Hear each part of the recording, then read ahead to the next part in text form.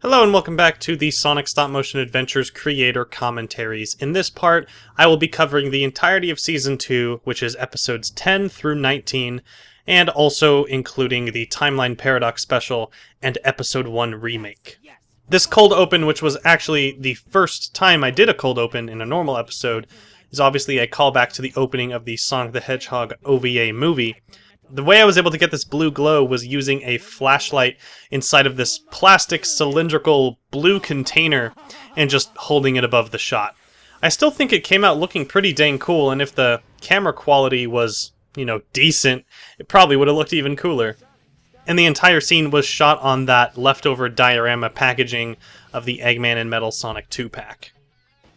Allow me to state again that this is where the official canon of the series starts.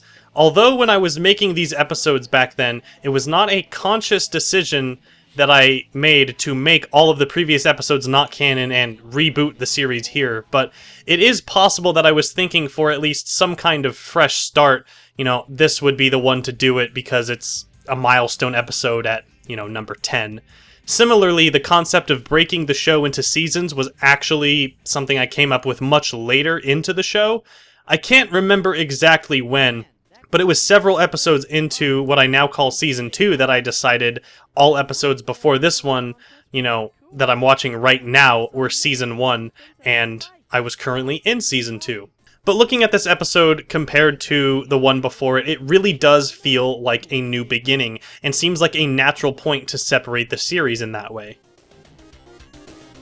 What? Metal Sonic? I thought we destroyed him.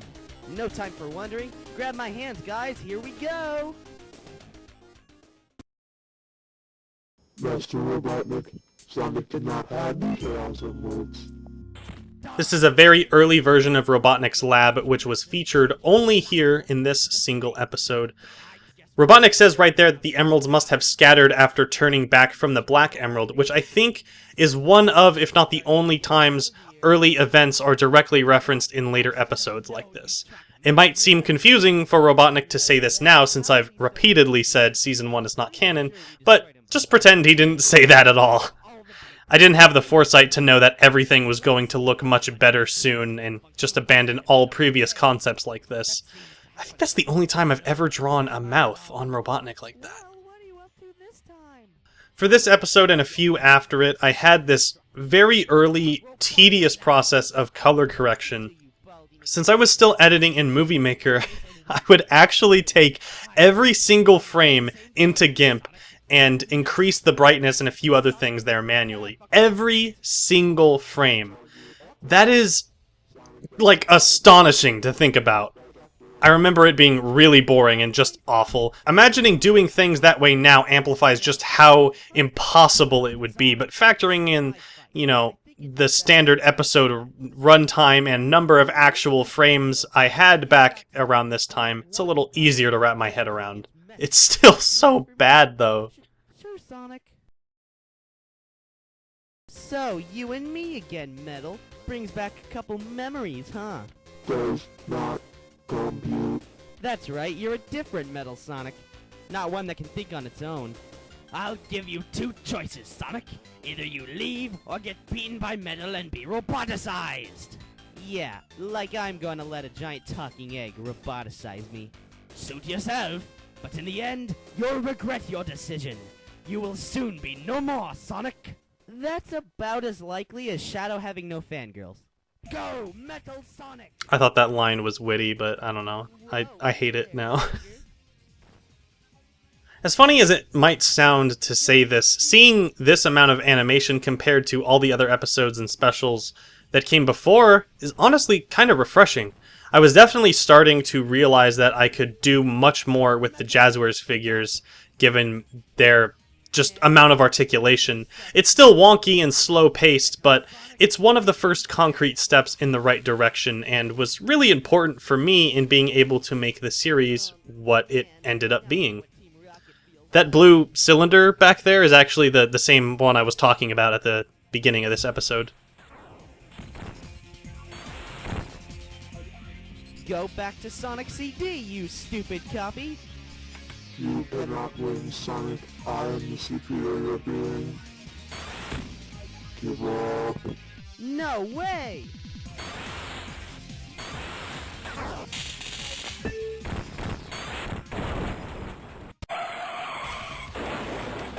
Huh? Oh, great, it's true!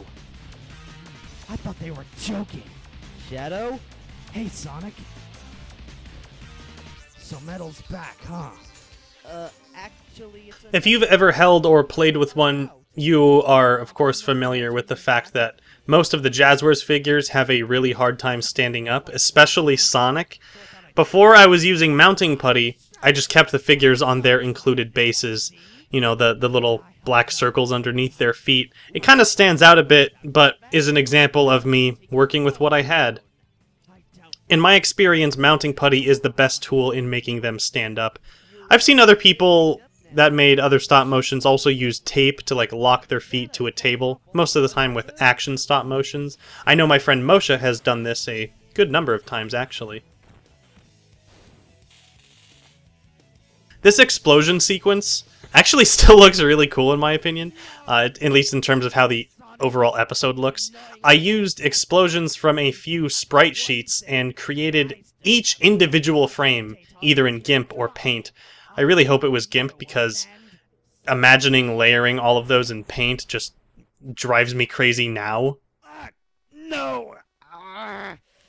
This isn't the last of me! You'll see me again! Sayonara, Egghead. Sayonara, Egghead.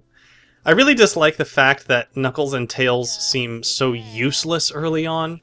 Granted, I kept Tails from fighting most of the time, but I would eventually use each character much more, and they became very central parts of the show. You know, here it's just like, oh, we're gonna go fight Eggman, you guys hang out, or something. Like, why wouldn't they just come along? And coming up right here is the first real instance of a cliffhanger, with Espio showing up to enlist the help of Sonic, which of course directly leads into episode 11. As you can see, the further forward we move into the series, the more improvements and similarities, or at least early iterations of things I would do later, you can notice.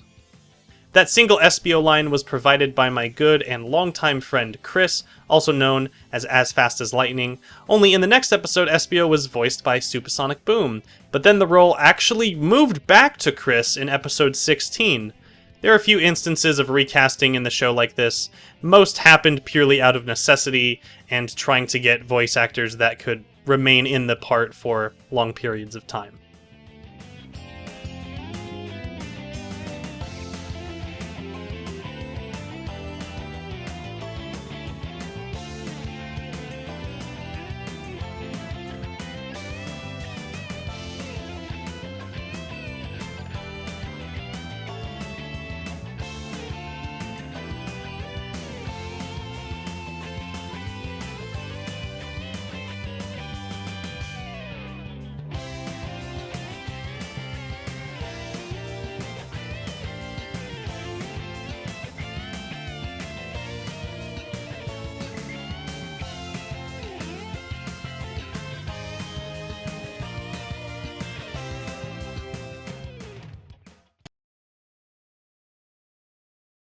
Previously on Sonic Style. Episode 11, Enter Chaotix Detective Agency. This one opens with a recap of episode 10, which is fitting since this takes place right after. Recaps were something I seldom did, and later abandoned altogether as I started feeling that they can sometimes bog the episode down a little bit. Let me just say for the record that this here is a landmark episode for me. I was so happy with the finished product, and even looking back on it a few episodes later, I was still like, man, that was such a good episode. I'm so happy with what I did there. I was taking larger steps towards making the show great, and in one single episode here, I introduced the characters of Espio, Vector, Big, and Jet, which started making the show feel more Sonic-like. Not only did I introduce actual Sonic characters, I had officially stopped including characters just because I had figures of them, like I did in Season 1. No more Dragon Ball or Naruto or Mega Man characters, thank God. As you might have started to tell back in episode 8, the early title cards were scanned images that I had hand-drawn and colored also by hand. Early ones were also really, really simple. All of that changed in episode 15, but I'll save more title card commentary for then. And of course, the first thing Vector says in my series is a reference to the haha epic meme joke of Find the Computer Room. I didn't even try avoiding it. I was just like, yeah, whatever, gotta do it, it's a good one. It still infuriates me to this day that this individual Vector has miscolored headphones, with one side missing the lighter gray highlight on top, and the other side missing paint completely, and it's just green. I wasn't able to get another Vector figure until episode 20, which is all the way in next season. Ew! Speaking of Vector, here he is voiced by Moshe, who at this point was not at all a stranger to the show, having voiced characters going far back as the movie 2. He would voice Vector again in episode 16 until a man by the name of Jacob took over only for episode 17, and then the role went to Gilnov in episode 20, with whom it stayed up until the end of the show. Positive. Oh man, I hate that guy. Thank you for translating that, Tails. Sonic, would you come to our office to tell Big himself, and then find Jet? No problem. Why not I? Finally seeing a group of Sonic characters interact like this feels so awesome and new after having watched and commentated on all of Season 1. It really does feel like a fresh start, kind of like what I was saying in episode 10. Something that adds to that and to why this episode is so special to me is that the writing was also starting to improve now. Weird, out-of-character dialogue was slowly starting to be phased out, and all of them actually started to act like characters from the world of Sonic the Hedgehog. I mean, just compare the dialogue here to the dialogue of either of the movies. It's like night and day. For some reason, I made it seem like Espio was the leader of the Chaotix here, and even more so in episode 16. It is supposed to be Vector, but I just thought it'd be cooler to make Espio in charge. I don't know why. Afterwards, especially in episode 22, it seemed more like Vector was the leader, and if I had to say which one of them led the group now, I'd probably just make it so that they both do. Maybe they have different areas where they're stronger in some regards, so they kind of alternate who's in charge or something like that. Speaking of the Chaotix, take a look at the very early Chaotix office set, which was constructed as one unit made from a box instead of several boxes like so many of my other sets were. Case in point, this exact one. That is, however, the only appearance of that version, as it received a complete makeover in episode 16, where the look of it was settled. However, I still like to think that that area was just like the front portion of their office, and what we see in episode 16 onward is like their private quarters where they live and sleep and eat and all that. Let's talk about that moment where Jet, his face, just like, where his face gets really big, acting slow as always or whatever. I don't really know what my thought process was. Like, oh man, you know what this shot needs? It needs a big drawn face of Jet the Hawk that pops out of nowhere and leaves the viewer to ask what they just experienced and ask if they are still conscious. Let's just chalk it up to being another example of thinking drawn expressions were cool and funny, which, I don't know, they kind of are, but something like that really, really takes you out of, like, it makes you aware you're watching something. Like, I don't know how to describe it. Thankfully, we're just about done with the period of drawn expressions like that, so pour one out in remembrance. Well, I guess that leaves one less stubborn annoyance for me to get rid of. Something that always annoys me about this part is seeing how messy and unorganized the paper... Yeah, look at those! Look at that! Right there, where Espio is. Under his feet, all the black papers, like, convening into this... I don't know, it just looks so gross and bad. I don't know how to describe it. It makes me so mad. The sets themselves would continue to evolve and change more and more, but from here on out, almost every episode had at least one scene taking place in the city, this is the first time I did that. All other episodes were not in city environments. I mean, most of the ones before this were just around my house. Interestingly, when I first started making city sets, I was trying to organize them by geographic location. It's all Station Square, but you can hear characters sometimes mention like North, South, East, or West Station Square. I had planned to introduce each area separately and then revisit them like throughout later episodes, but I eventually dropped that and just ended up making whatever kind of city backdrop I wanted, and whatever one would fit the scene that I was shooting. In later episodes specifically, I would make a new city set every single time to keep it looking fresh and varied. Hey! I'm gonna blast through with Sonic speed! The animation here is still a lot like in episode 10, having not improved much, but at the very least it was consistent at this point. Back in the episode 8 commentary, I talked about my lack of a large sound effect library, which led to a lot of sounds that I had getting repeated over and over. I specifically remember getting a pack of Sonic Heroes sound effects during production of this episode, which is where that new punch sound effect you heard just so many times right there came from. I ended up using it a little excessively, as you could hear. I thought it sounded better than the old ones I was using, so I was probably just a little excited to have something new at my disposal.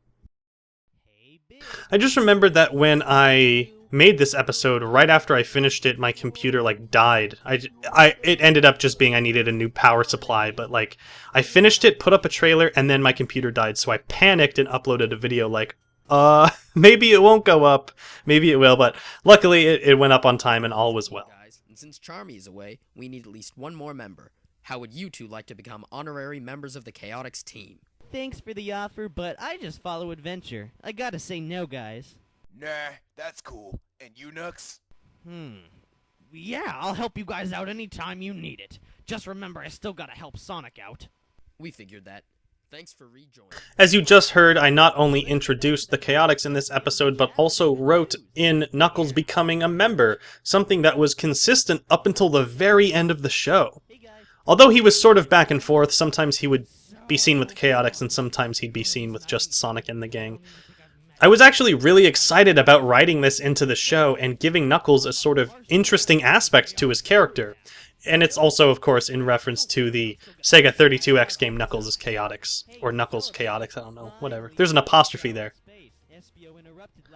Speaking of which, you also heard Espio say, since Charmy is away, we need another member. I never specified where Charmy was, or included him in the show in any capacity after this.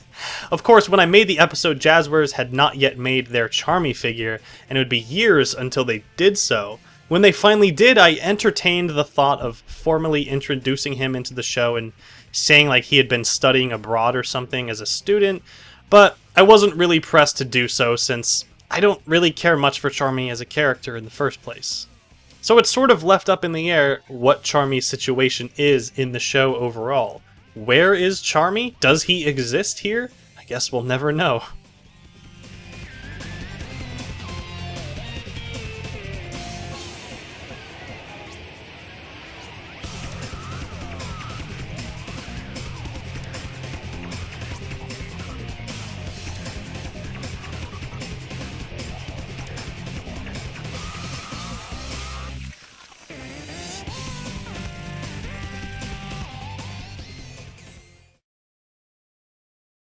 This one is a big stepping stone for me. Sonic Stop Motion Adventures Timeline Paradox. So rewinding back to November of 2011, Sonic Generations came out and was met with practically universal acclaim. It also featured the Sonic design of the past, which had officially been dubbed Classic Sonic. Hype for the game was at an all-time high, and I remember the announcement of the game being teased the night before it was actually revealed. Some Facebook posts from the official Sonic account saying oh, we're gonna reveal something big tomorrow, which turned out to be the very first trailer of the game. Although in my opinion Classic Sonic has kind of overstayed his welcome, bar mania, the reintroduction of Sonic's old design was a massive event in the series, and I remember the entire fanbase was not only caught off guard, but extremely excited. That of course also included me, even though I didn't get a system to play the game on until Christmas of that year. To celebrate the event and Sonic's 20th anniversary as a whole, Jazzwares started the Sonic Through Timeline of figures, which featured classic versions of Sonic, Tails, Robotnik, and Amy. Quickly about this title card, you could see some mistakes, like Classic Sonic's legs being a different shade of blue makes it look like he's wearing pants, and that extra buckle on modern Sonic's shoe, it shouldn't be there, it should be on the other side, but I noticed it afterwards, so I just didn't color it. Anyway, I knew I had to do something with these classic figures, but I also knew that it had to be a one-off special occasion and not just another episode. So I made it into this grand special that was about double the length of a typical episode back then.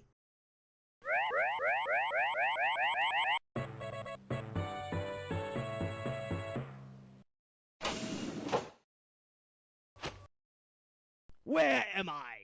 Quickly back to the title card and the name of this episode. I believe I initially had the special called Worlds Collide, but ended up changing it because even back then I knew it was too obvious of a name. I settled on Timeline Paradox, which I think has kind of a nice ring to it. There was also a second title card that I made for the special before the one you currently see. I believe it just had Classic Sonic and Modern Sonic kind of just looking at each other, and it was really boring. So I decided to spruce it up a little bit. I was really excited to work with classic characters and have them involved in the plot, and was also able to reference Back to the Future a lot. It was my favorite movie back then, and it still is my favorite movie of all time. So being able to use like the DeLorean and quote things from the movie was pretty fun. Some of the quotes and things like that kind of stand out now, but they were really fun at the time, and at least most of them make sense in the long run and their context and whatnot. I don't really go too far into time travel rules here, but the DeLorean definitely works differently than it did in the Back to the Future trilogy. It doesn't even move, really. Instead, it serves to bring characters from the past into the future rather than moving through different times while you're driving the thing. This right here was Robotnik base number 2 of 3, the first being shown only once back in episode 10, and this one was how the base remained up until episode 18, where it was revealed that Robotnik had moved to a new base that no one knew the location of. All of those wires on the wall and things like that, I believe, were leftover computer parts that my dad just kind of had lying around. You'll notice that really the only characters in this special are both Sonics, both Tails, and both Robotniks. All characters that I voice. I wanted to be able to produce this special as quickly as I could and get it out to sort of coincide with the release of Generations, which this came out the 11th of November, and Generations, I believe, came out the 1st of November? So yeah, pretty close. Speaking of that though, this was the very last time I voiced Tails in my series. Even while I was making it, I knew that I could barely pass for Tails anymore. Not that I really could to begin with. So I was already looking for a VA to take over the role, but going back to what I just said, I didn't want to take, too long to get the lines and everything, so I decided, okay, last time I'm voicing Tails, for the love of God, and then after this, I'm getting a voice actress. Staying on the subject of voice acting, I chose to give Classic Sonic a voice instead of keeping him mute, like in Generations. Honestly, I'm really not a fan of how they did that, so it was less of a choice and more of a, okay, well, I'll just do it myself then. I based my take on Classic Sonic and Classic Tails on the voices that they had in the Sonic the Hedgehog OVA, most popularly called the Sonic the Hedgehog the movie. When it comes to classic characters, they had some of my favorite voices and takes on them. Martin Burke as Sonic specifically. A lot of people criticized that take on Tails' voice because it sounded like he had a cold, but honestly I think it worked really well. My own take on it, though, sounded really bad. Let me take a look inside just to be sure. The date is set to 1992, so that proves that you guys are... Are what? This may sound hard to believe, but why are you guys only 19 years later? Whoa, really? Well, that would explain the similarity in our appearance. But why were we brought here? Well, you said that your time's Robotnik vanished shortly before you appeared in this car, right? Yeah. By the sounds of that, Robotnik probably wanted to bring his past self into the present day, for whatever evil reason he has. Since time travel hasn't been perfected yet, not even by Robotnik, you guys must have accidentally been dragged into the present day as well, since you were near your time. Recording this in 2018, I can now compare the Jazzwares classic figures to the ones that were released by Tomy. If only those were released at the time, because in my opinion they're far superior to the ones that Jazzwares did. At the time, all the Jazzwares figures seemed amazing because it was like uncharted territory. We had never had figures of like Amy or Blade. It was so cool and they were articulated very well. but they were also pretty clunky and really top-heavy, especially the classic figures, and overall just a hassle to work with in stop motion. Mostly the classic figures, not the normal 3-inch line. If anyone is looking for a good classic Sonic figure, I would point you towards the 25th anniversary pack that Tomy made. Now would be a really good time to talk about something that actually really surprised me upon finishing my show entirely. After I posted the very last episode, I made a video talking about how and why I decided to end the series and that the time was right. I also announced what kind of SSMA content I'd be doing after, but the very important part was me asking people to share their memories of the show with me. I had been making the show since I was 11 years old, and I know for a fact that there were people that were watching for that long. I had mentioned leaving a comment with what your introduction to the series was, and I was completely caught off guard by the sheer amount of people saying that this was the first thing of my show that they saw. I think it really was unexpected for me because I don't personally count this as a landmark episode or anything. Sure, at the time it was really big in the literal sense, like it's 21 minutes long, but once I moved on and going back to making normal episodes, this one didn't really stick out in my memory a whole lot. It also didn't get an insane amount of views at the time. Currently, it's sitting at like 1.3 million, which yeah, is great, but that's over several years. I don't remember this doing much better than normal episodes at the time. I was even more surprised when two of my closest friends that I met through YouTube told me that they also remembered this special being their introduction to the series. After having time to think about why this might have been, I have come to a pretty clear conclusion. Earlier, I mentioned how this was around the time of Sonic Generations, where Classic Sonic was reintroduced. Nowadays, Classic Sonic stuff is pretty common, but back then it was a huge deal. There was a bit of a surge in Classic Sonic content because of this, and more people looking for Classic Sonic stuff on YouTube. So in that regard, it makes sense why this would be so many people's first introduction to the series, when they might have just been looking for anything featuring classic-styled characters. Tying into that, the Sonic fanbase as a whole definitely grew a lot around this time, so that probably led to more people looking for Sonic stuff in general on YouTube. All in all, this really isn't one of my favorite stop motions I have made, but it's really fascinating to see how many people this introduced my series to. So in that regard, I'm extremely thankful that I made this special in the first place. Guys, I'm back. Great, what'd they say? Hear anything important? Well, first of all, right before I left, my Times Robotnik saw me, but I don't think they did anything. I got out of there before they could blink. Anyway, I heard them say something about building their own robots, and they just finished making a bunch. Oh, I see. They must be using the badniks from our time along with the badniks from this time to take us down. I was just about to say that. Great minds think alike, I suppose. Especially when they're the same one. So, this leaves us with one more question. What do we do about it? Going straight to their lab would be mad. We would get ambushed immediately. So I suppose we just wait, while keeping our eyes out. We don't need to have two Robotniks attack. I just want to say that I really, really like the Egg Pawn design as a whole. I think it's one of the most charming robot designs in the entire Sonic franchise. So when Jazzwares made a figure of it, I was really excited, and it's actually a pretty decent figure. Most of the enemy robot figures included with the Sonic Through Time 3-inchers were sort of on the cheaper side, especially ones like Motobug, but this one, like, it can move in the arms, and it's like the size of classic Sonic, so it's like it's like an extra figure.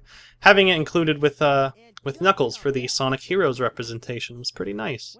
Later on in the series, I would take music choices much more seriously, but here we are still in the early days, back when I would just kind of find music that somewhat barely fit and just use that without searching a whole lot. Like, right here, it's just playing What You Need from Sonic Rush. It's a great song, don't get me wrong, and I love you, Hideki Naganuma, but there are some examples of just really bad music choice in these early episodes. And, I mean, What You Need doesn't fit at all. I think towards the midpoint of Season 2 is when I started taking music selection much more seriously, and definitely into Season 3. To his lab, they couldn't manufacture any more baddies. Alright, I'll do it. When should I go? You should probably go in an hour or two. They're probably still on their feet right now to see if anyone's spying on them or something like that. Alrighty then, I'll go as soon as possible. So, you guys got any hoverboards or flying cars or doorknobs replaced with metal plates or self-lacing shoes yet? No. Oh. Well, in 3 years, if there still aren't any, someone's gonna pay. Okay, Tails, I'm gonna cut the power now. What happened to the power? Must have been some sort of power outage. Well then, let's go fix it. No time. The big day is tomorrow. I find it so funny how modern Robotnik says there's no time to fix the power when he doesn't even really know what the problem is. Like, yeah, the power went out, but, you know, maybe all you needed to do was look at the fuse box or find the wires that Sonic, like, cut or something. Like, I don't know. It's so weird. Like, hey, you want to go fix that? Like, no, we don't have time. Let's just focus on making more robots in the dark with, you know, by candlelight or something. I don't know. Let's just say you haven't mastered time travel. No, this ruins everything. It's okay. Actually, the tombstones will look nice next to one another. Sonic and Sonic. That tombstones line is kind of questionable, given how, like, it implies that there would be 2 tombstones.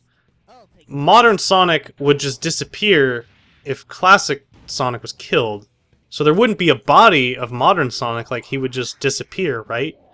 Which means that they could just focus all efforts on going for classic Sonic right here, since he's more inexperienced, kill him, and then modern Sonic would cease to exist. When classic Eggman says this ruins everything by there being 2 Sonics, that's not even technically true. I mean, yeah, there are 2 Sonics working together, but now there's a somewhat simple workaround. You could, like, just kill him, and then modern Sonic is die.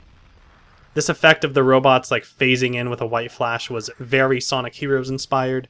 If you go back and look, that's how most of the enemies appear in the game, with this kind of, like, white particle effect. I thought it would be kind of cool to... Not so much... I mean, I'm kind of doing it. It looks way better in the actual game, but...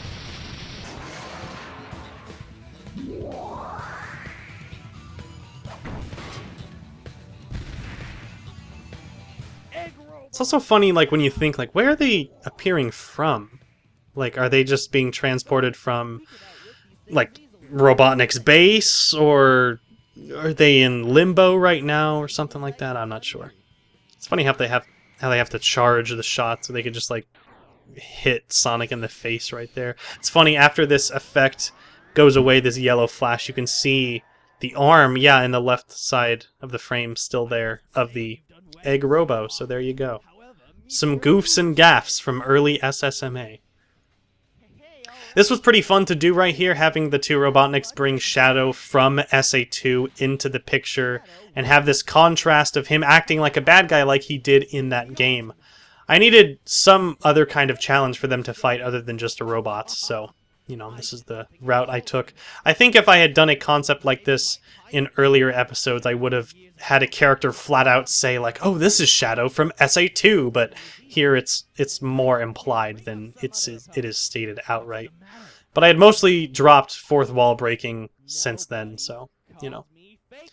Sonic getting mad at being called Faker is a direct reference to Back to the Future 2 and 3, where they introduced this aspect of Marty's character where he would lose his temper when he got called chicken. I thought it fit pretty well, and if you don't really know that it's a Back to the Future reference, it still kind of works.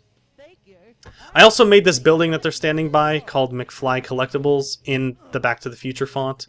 Of course, referencing Marty McFly, I'm sure you could tell. If I recall correctly, that building shows up in several episodes after this. I forgot to talk about it when it happened, but if you go back to the scene in Sonic's house with both Sonics and both Tails's, I'm not sure. Classic Sonic asks if there are hoverboards or floating cars in the future, referencing the take on the future presented in Part 2 of Back to the Future. Modern Sonic responds by saying no, even though, you know, Sonic Riders is a thing. I think I had blinders on, practically, when I was making that joke. I was like, oh, it's just a reference to Back to the Future. I completely forgot about the Riders games, and how both hoverboards and flying cars are in those games. All over. For you! Not quite. What? The fun is just getting started! This 10-inch Metal Sonic figure was so big that it extended past the set limits, and you can see where the set ends and where, like, my normal house is in the background. I wish I could have done something to make it not that way, but I'm afraid he's just too big. I love how Metal Sonic just taps them both with, like, his foot. You can really tell that, like, yeah, he's too big, I don't want to animate him, he's too much of a hassle. Like, I'll just have him kick both Sonics. Classic Sonic just forgets right here. He's like, oh yeah, haha, I do have the emeralds. How funny that you would mention that. They could have just gone super at the beginning of this. Please, tell me about it. What are you babbling about? You ready, Sonic? Ready when you are, Sonic. Yo, Egghead from the past. This is gonna be new to you, so try to keep up, alright? The shot of the emeralds appearing in sync to the music was a reference to the final part of Nazo Unleashed by Chakra X, where I believe he did basically the same thing to the same music, but it obviously looked way better than what I did here. This big Metal Sonic is actually a huge pushover. All he did was kick them both one time, and then he falls immediately when they hit him, and then, you know, they just, hey, let's kill Metal Sonic, whatever. Yeah, I introduced this big Metal Sonic as like, yeah, this is the big threat here, but I really did not want to have to animate this thing. I had forgotten that at this point, not only were there 2 shattered pixels in the center left that I had previously talked about, but there was now a similarly shattered pixel in like the upper right-hand corner that's like a brown color, and that one's super distracting. That one really sticks out. Luckily, this is only one more. There's only one more episode after this special, and then I get a new camera, so no, it won't be a problem for much longer.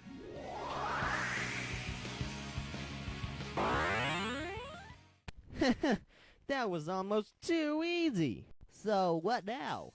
You guys have to get back to your time. If you stay here, the space-time continuum could be ruptured and it will cause a paradox. Tails, you mean one of those things that can destroy the universe? Precisely. Now, I made some modifications while I drove it over here. After you guys go back in time, we shall destroy the time machine and time will reset to the events right before you guys and Robotnik arrive. Only this time, he won't have made this time machine, thus never sending you guys here. Will we remember any of these events? Unfortunately, no, but if these memories did stick with us, it could be dangerous. The same goes for you. You won't remember anything that happened since you've been here. Oh, that kinda sucks, but if it's gotta be done, I guess it's gotta be done. Come on, Tails, let's hit it. Have fun kicking Robotnik's butt in your timeline. You too. Tails here explains how the classic characters being here is threatening to the space-time continuum, so they need to travel back, and then the time machine needs to be destroyed in the current time, which will also reset time back to when before Robotnik makes the time machine, only now he won't make it at all. I thought it was necessary for the events of the entire special to be undone this way, because it would have been really weird if the series moved forward and the characters had memories like, hey Tails, remember when we defeated both of those Robotniks with our past selves? That was freaking neat. I have no idea how Tails just sets the time machine to not only reset time, but subsequently cancel Robotnik's making of the invention, but whatever. I guess modern me will take classic me's story with a grain of salt. For as loose as the time travel elements are in this tale, it was fun to write a story with it being incorporated. Back to the Future is my favorite movie for a lot of reasons. I love the characters, I think it's timeless, and it's a shining example of a perfect screenplay. And I think time travel is probably one of those reasons too. I would love to one day tell an original story involving time travel. I think there's so much breathing room because you can kind of take it any direction you want and sort of make your own rules based on like actual science, but then kind of take it your own route. It's kind of neat. Speak with your heart, yeah. And then I have a quote from Back to the Future Part 3 from Dr. Emmett Brown, which, fun fact, this was also my senior yearbook quote. This exact quote right here.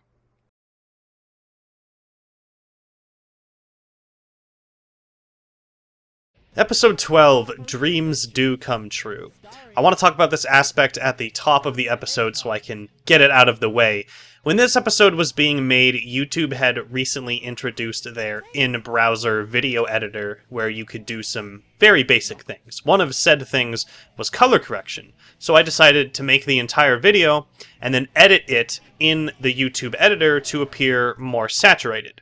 In my defense, my old camera took very desaturated pictures, so it's kind of natural I would want to tweak the look. I was also still on Windows Movie Maker, so the YouTube editor was really the only thing I could do other than editing every frame in GIMP, like I said back in episode 10. The only thing was that whenever you edited a video with this, it would say underneath the description, edited or made with YouTube Video Editor.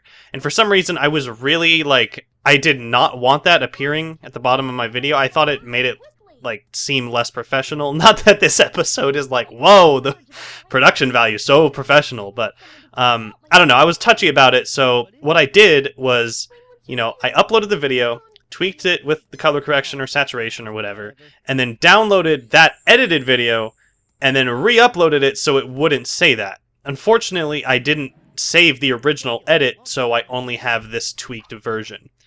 It looks okay, but some shots you can really tell it was altered by a subpar editor. Here we have the introduction of the second version of Tails' Lab. It has grown increasingly since the first version back in the Christmas special, but it would eventually get revised once more in episode 17, where it got even bigger. You can see where Sonic enters that the main entrance was elevated and the characters would go down a ladder to enter the main room. I changed this later because even though it's a cool concept, it is so impractical for stop motion. And just in a real world sense, imagine every time you went into your room or something, you had to go down a ladder or just into your house. I don't know. It doesn't make any sense. I also ended up expanding the size of this set in episode 17, like I said before, and it became one of the largest sets I have ever used. You can actually make out all of the Lego walls from the previous set, which I incorporated into this one. And going back to that chili dog the size of Manhattan line, it really begs the question, what real-world locations appear in this world? This is Earth, but does New York exist? And by extension, does the United States exist? If I were to establish this now, I would most likely say that the world in my show most closely resembles the Earth in Sonic Unleashed, where it's made up of fictional places that resemble the real world, like Apatos resembling the Greek island of Mykonos, or Empire City obviously being New York City, and so on. And of course, that world would also contain Station Square, so just ignore that line that Tails said. Just wipe it from your memory. I don't know why I had Sonic doing this, singing in his sleep, other than it was a way to cram more references into my show. It's really stunted, and I'm a horrible singer. I can't sing, so it's even worse. This line is a reference to the Fresh Prince of Bel-Air episode. I believe Uncle Phil was on some kind of diet or workout routine or both, and he's got this line where he's like, pillowy mounds of mashed potatoes. Basically the line that Sonic just said, except it's actually delivered well and is funny. The thing on Sonic's head, this invention that is the plot device of this episode, is supposed to resemble a ball cap style hat, but it looks really strange, and I'm sure you can tell it was made out of the same mounting putty that I would start using to keep all the characters standing up. If I had made this today with the same materials, I would probably have made it not as long, and it looks like it's extended longer than it needs to be, and I'd probably make it go up more so it doesn't look as flat and pancake-like. Like I said previously, the Timeline Paradox special was the very last time I voiced Tails in my show, and here, he finally is voiced by someone else. That someone being Sonic Song 182's KN, and was later voiced by Musel, who became the constant for the rest of the show in episode 17, starting in episode 17. Even though I had gotten a VA for Tails, I never once changed the lines in the opening, like when all the characters introducing themselves. So all the way up until episode 19, it's me going like, Tails! At the beginning, and it sounds like so bad. It's crazy to think that it goes up that long. Thank God I dropped the character introductions altogether in the Season 3 opening, starting in episode 20.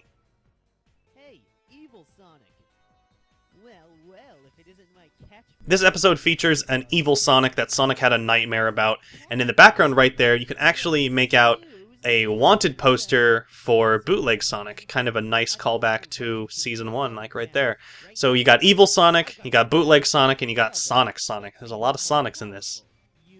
These camera pans happening right here, I think I was really excited to be experimenting with, because I hadn't really done dynamic camera work like that. So it was like, whoa, I can move the camera on the tripod, whoa. In terms of improvement, the actual animation, especially this action section, has once again stepped up. Only a little bit compared to episode 11, but enough for me to notice for sure. I guess compared to episode, well, the Timeline Paradox special, because, you know, small, super tiny, absolutely minuscule cameo from Amy right here, which was her introduction in the series, having never shown up prior. She serves no point in the episode here other than to show up, leave, and then come back at the end, but she would continue to stay for the rest of the show. Go get him, then launch him my way. My, you've done very well so far, but let's see you... Also, back to the improvement of action and stuff, there's a scene where Knuckles punches this evil Sonic and he falls, and then in the next shot, it's a different angle, but he's still falling in the next shot, so, like, continuing shots like that was, you know, very new. Back-to-back references right there, Sonic calling Caliber in the Shining Blade of Leibowitz, referencing Fairly OddParents, and then straight up making a Gilnov reference accompanied by the text on screen stating that it is in fact a Gilnov reference. Of course, referencing his stupid Sonic series, which remains one of my favorites on YouTube to this day. And of course, Gilnov would eventually play major roles in the series, voicing Gyro, Vector, and my personal favorite role of his, Zalvandor Benedict Caliber. And while I was saying back-to-back references, Sonic makes another one. He references the line from the Funimation dub of Dragon Ball Z, "If they set that android free, it will be the end of all of us! No!" Except right there, my delivery was horrible. Even right now, my delivery wasn't that great. These references and their frequency show how dependent my writing was on them back then. I liked putting them in because it's exciting to reference something that someone will get and go, oh, I totally know what he's talking about right there. But for every one of those, there's at least 10 people shaking their heads in confusion, like, what? Like, not understanding the reference at all. It goes to show that a lot of the time, making references that are more slick or are showing instead of telling can have a lot more impact or serve your writing or project much better. Right here, I give Sonic the Magic Hands, which is a power-up from Sonic Adventure 2, and the way he gets them is by Tails going to sleep and dreaming of them, of Sonic getting them. That's really dependent on luck. I mean, dude, like, Tails, what if you had a dream that Sonic died and you wake up from your nap and Sonic's a dead man? The blood is on your hands, Tails. How would you feel about that? In the game, the Magic Hands let you blow up enemies with the press of a button, but I kind of tweak it here and make it almost work like Silver's powers in a way, kind of punching and throwing with them in, you know, a telekinetic fashion, even though it's not telekinetic. You can really see how bad the camera quality was there when the frame went black and white. And now Amy comes back into the episode once the evil has been defeated. I have said prior, and will continue to say this after, but a lot of the episodes around this time held a good amount of firsts for the show. In episode 12's case, it was the first episode to give Tails a voice and also introduce Amy, who is voiced by Sonic Song 182's KN as well. So she voiced Tails and Amy here. I cannot tell you how sick of this style of credit roll that I am at this point. Luckily, once episode 15 came along, these were a thing of the past, so we're almost there.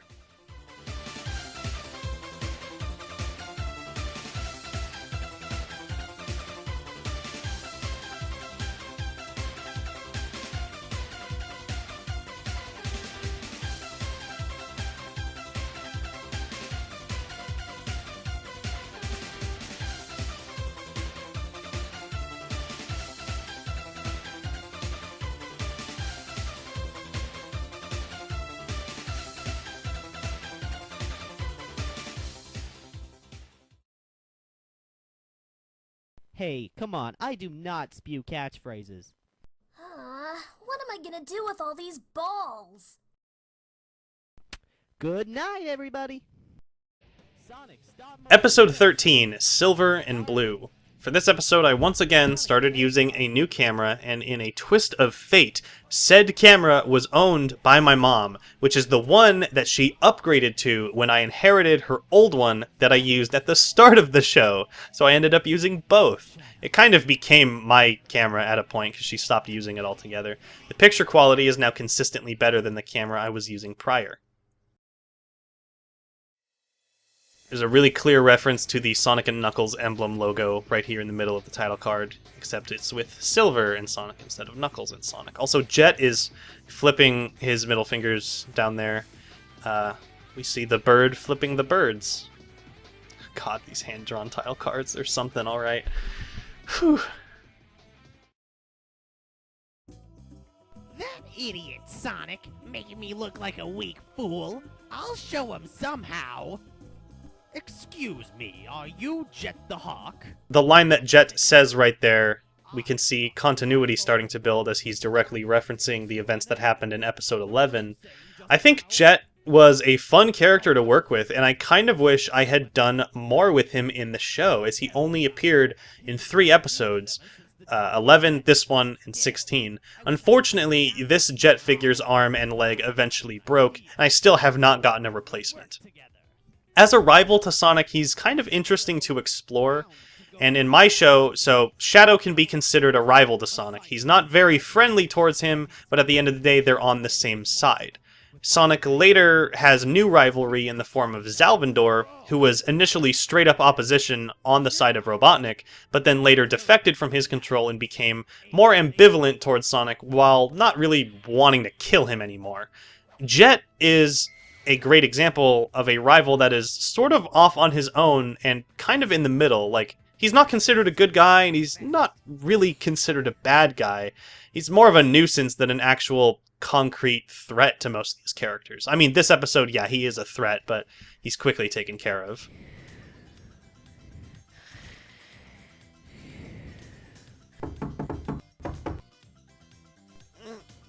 Five more minutes. I don't want to go to school today. Can a hedgehog sleep around here? It's open. Hello, are you Sonic? Sonic the Hedgehog? Huh? Yeah, I'm Sonic. Sonic the Hedgehog. Yeah, This episode was the introduction of Silver the Hedgehog, who was voiced by Game84 Cube from here up until episode 17. 17 was the last one he was in. I remember of all of the Jazzwares 3-inch figures, Silver was like the hardest one for me to track down. I only just somewhat recently finally acquired the original single pack release of Silver for the first time. Thankfully, Jazzwares had re-released him and Shadow with a glossy paint finish in a comic book pack during the 20th anniversary celebration. It's the only Silver figure I ever used for the show. You would think that the glossy paint would stand out a lot, but you can't really tell unless you're really looking for it in some shots. And I think it just works on Silver overall anyway. If I was able to get the figure earlier, he probably would have been introduced earlier. Everyone is conveniently away for this episode. But what do we do? Did you hear them talking about where they were going or anything like that? well, the fat guy said they were going to his lab. Do you know where that is? Unlike Amy, Jet, and the Chaotix, I introduce Silver as a character who has never met any of the other characters in the series, which was kind of refreshing in a way, since I could basically steer the character any way I wanted to, specifically.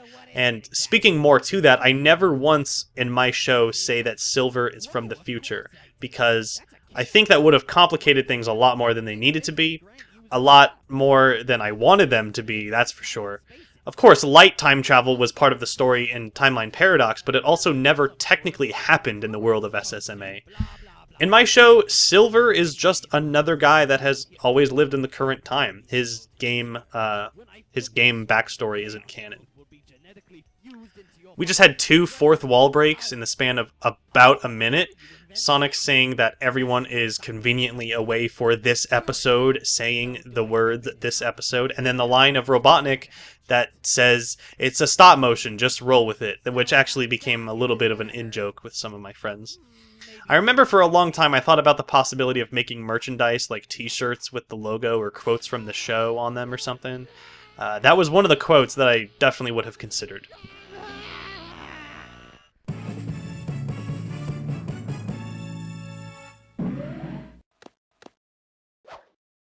I feel different.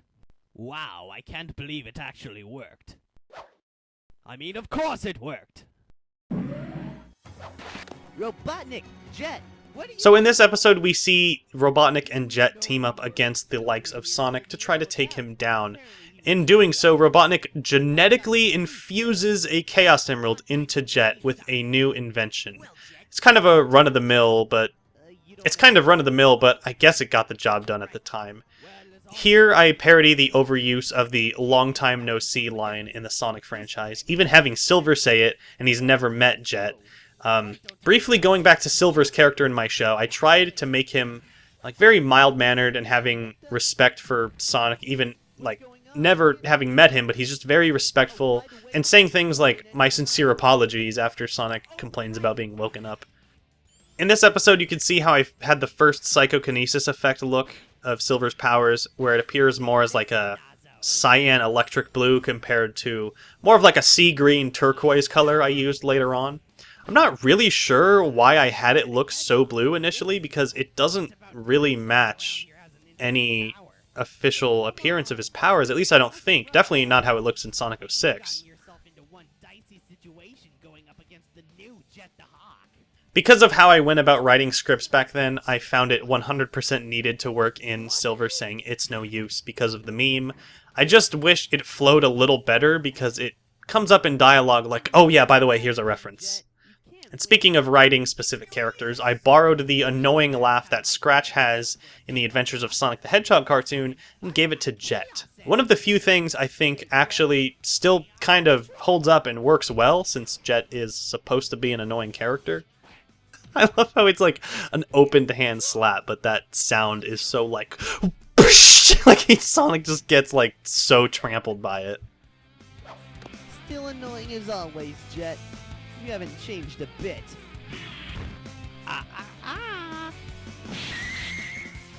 Sonic, I may not have known this guy for a long time, but I can tell that he's extremely irritating. Preaching to the choir, Silver. Don't worry, Sonic. We'll take this guy out. I guess right there that I made Silver like shoot an energy blast, even though that's like the only time I think I've had him do that. In fact, if you look at the frames that I used, it really looks like I shot it with the intention of making Silver just throw Jet with psychokinesis, not shoot a blast at him. But maybe when it came to editing, I forgot that I had done this and just did something similar. It was like, hey, shoot a blast, that's cool. Shy Guy passed out in the background. This action here comes off as really slow, especially the chaos control compared to how I made it look towards the end of the series. Yeah, it makes absolutely no sense why Jet would do this. Like, yeah, it hurt during the process, but it's also what gave him the powers he's using to kick their asses, so like, why would he think it's a good idea to throw Sonic into it? Wouldn't that just, like, make him powered up? Oh, by the way, my performance of those screams is so mediocre. You can tell I was, like, holding myself back and not being as loud as I should have been for something like that. And here, Sonic is seen in the Werehog form, but it's never actually called the Werehog or referenced as the same form from Unleashed. Rather, it's just treated as an isolated incident as a result of coming into contact with negative DNA. Speaking of which, Eggman is just like, oh, oops, yeah, I accidentally loaded in some negatively charged DNA before I loaded in the Emerald, so whoops, Sonic, I guess you're this monster now. What even is negative DNA? And how did he get it? Why was it in the machine? What was he planning to do with it? Wow, there's just a lot of questions that arise from there. Chaos control! Even if you're stronger now, I still have my chaos power. I don't care what you have. Take this! Hurrah! One more session of screaming from the machine, only this time it electrocutes Jet and discharges the emerald from him right there. Looks like looks so funny. I just like boop. pops out of him.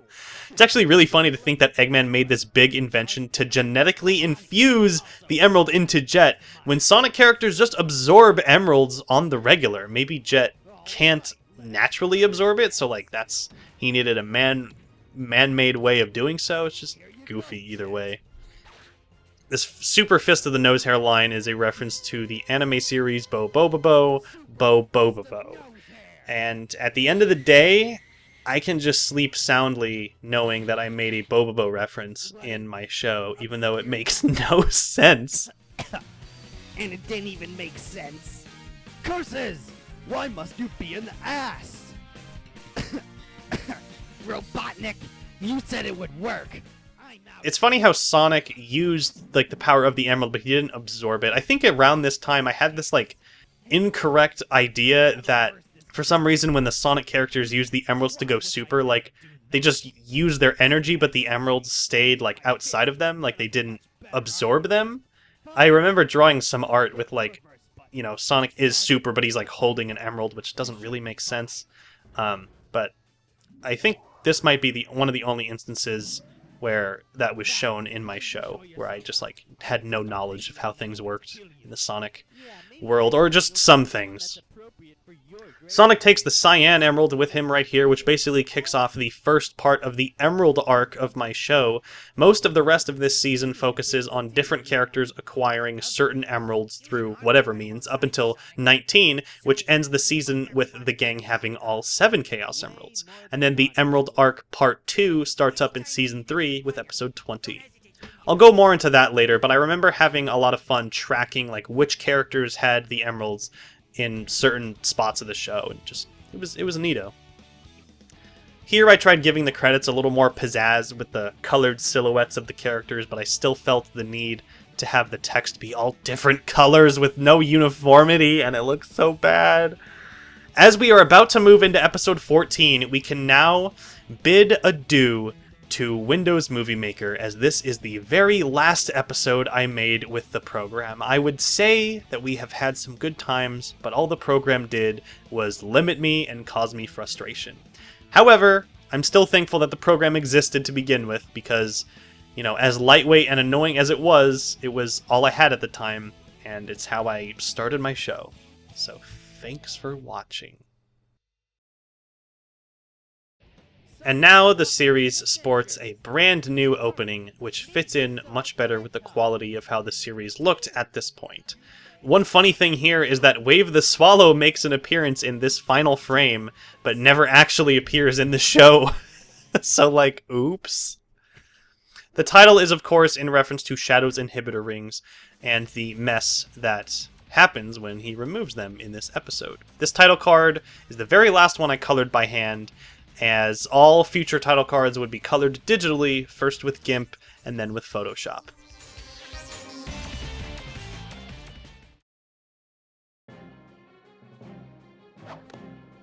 Alright, you. I think this fight has gone on long enough. Time to get a taste of my awesomeness. You simply cannot defeat me. I am suddenly much stronger than you for no adequate reason, so you cannot win. Damn, he's right. After being out of the series for 2 whole... I had just recently met AJ, also known as Lifeline the Hedgehog at the time I was making this episode, and he provides the voice of E102 Gamma right here.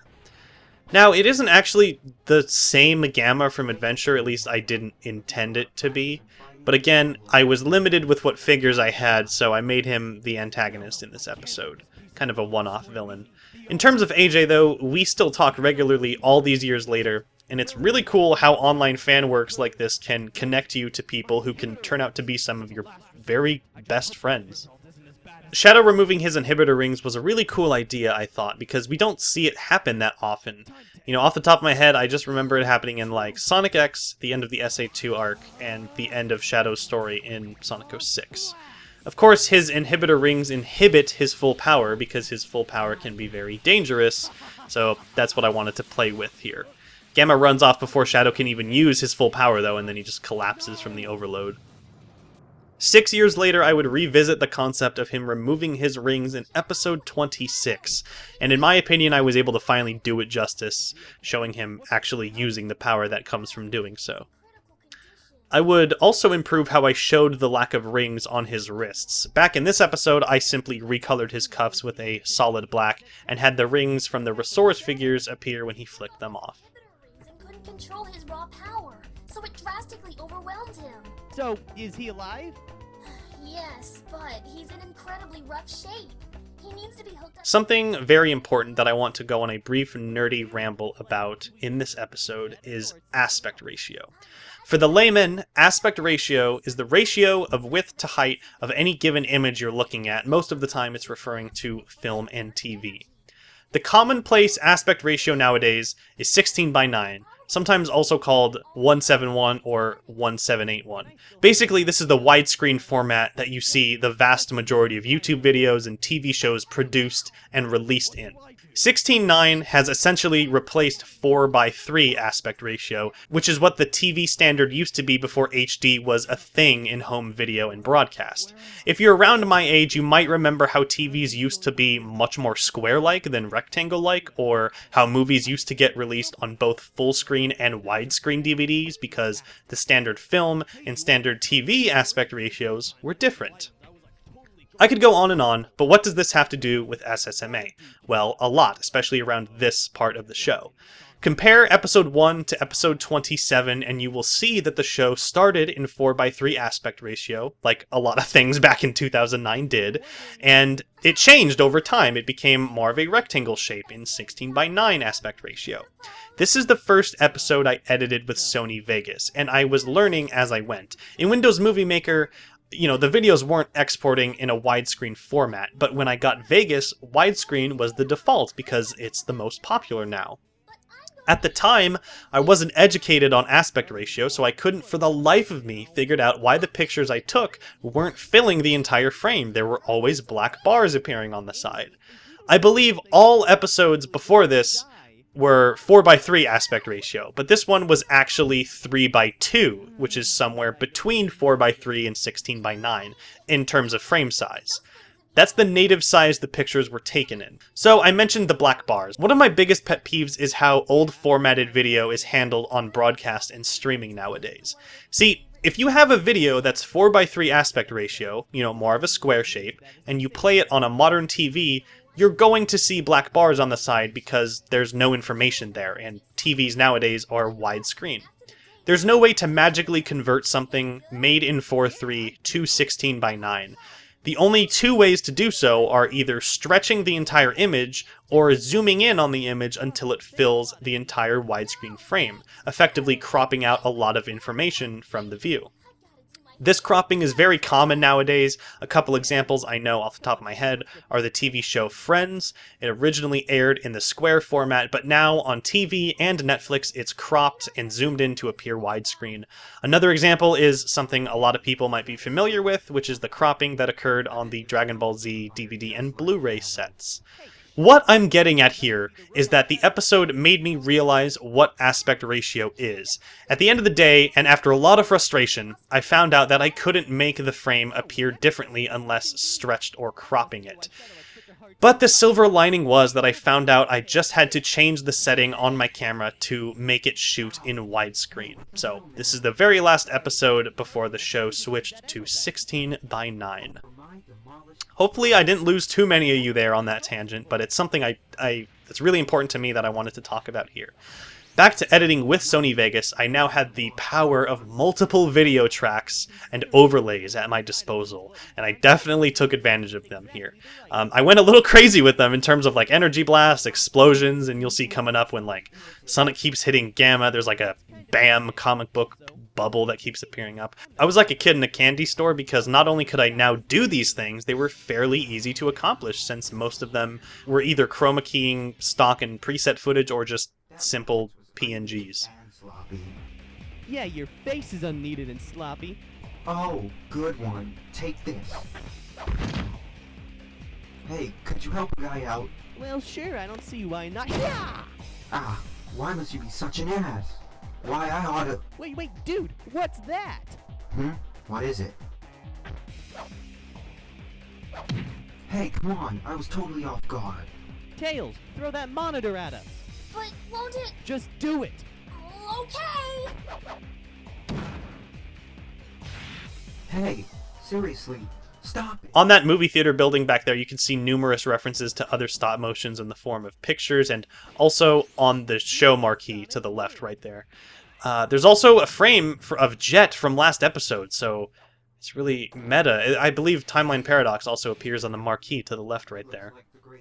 Something else important to talk about here is how over the years I got asked a lot what frame rate my videos were made at, which I always found kind of strange. I know what they're talking about though. The actual frame rate of the projects themselves that I made was like 29.9, basically 30 frames per second. But that only sets the bar of how short one frame can be. The length of individual frames in my show is something I would later establish in a specific way of editing. Here though, especially due to this being my first outing with Vegas, all frames of motion lasted the same amount of time, so they look like they're happening really, really fast. A good example of this is when, back in the Amy's garden scene, she comes back on screen and is moving like at light speed when she comes back, like super fast. I figured out later that my show looked much better when I would vary the length of individual frames. And later on, not every frame of motion lasted the same amount of time. There would be times when some frames would be the shortest, some would be double that, and so on and so forth. And I would kind of switch it up and stuff, and wow, look at all this explosion. Yeah, I like Sony Vegas now. Haha, I can do fire. Another improvement was just taking more frames in motion and getting better at that. However, there is a misconception that more frames equals better looking animation. It's not always true. Sometimes it does, and sometimes it doesn't. It just depends on what you're doing, what works for you, and what you're trying to accomplish. Fun fact, the thing that Shadow is laying on, which is supposed to represent a bed, is actually one of those square sports Sega Genesis cartridges with like the yellow notch in the side, but just covered with tissue paper to make it look softer and somewhat like a bed. This shot right here where Shadow says, "Shadow's back, baby," was accomplished by taking the camera off the tripod and putting it into the set. I did this a lot later on in the show, but this was one of the first instances of me doing such a thing. I just realized how it doesn't really make sense for Shadow's bike to be here, because we didn't see his bike in the scene where he flicks his rings off. So we can only assume that he collapsed, someone found him and then brought him to Tails' lab, or Tails found him and brought him home. Like, why would his bike be there though? So maybe he collapsed and then like his bike was off screen and he was like, man, I can barely move, but I gotta get over to Tails. So like he just drove. Like, I don't know what happened there. I forgot to mention how Sonic and Tails got the yellow emerald from Gamma, which brings the emeralds tally to 2, since they also have the cyan emerald from last episode. This one-time credit roll format was still kind of similar to how the last episodes were, but I changed it up a little bit with like these pans and having the text appear in a different way. I remember it was kind of inspired by AJ's Speed Stories Episode 2 credit roll, where there were pans and stuff. It looks different if you compare them back to back, but I was like, oh, I see what you're doing here. I like this.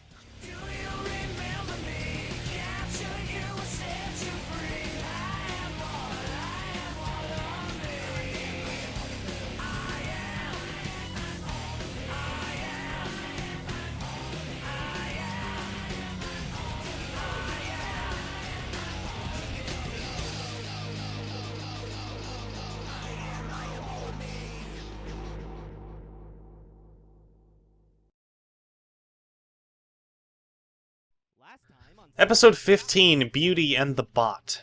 As it follows the events right after 14, I included a recap because I guess I thought it was necessary. Keep in mind that a large majority of the series was not following events like this directly after they happened, so actually doing this was very new for my series. Later, it became commonplace for episodes to follow one another, and recaps became a thing of the past. Going back to my big discussion about the aspect ratio from 14, keep in mind that I made the new series opening for that episode, but it was not shot in 16:9, so the rest of the season you see like this opening in 4:3, and then the actual episode is in 16:9. It's so gross.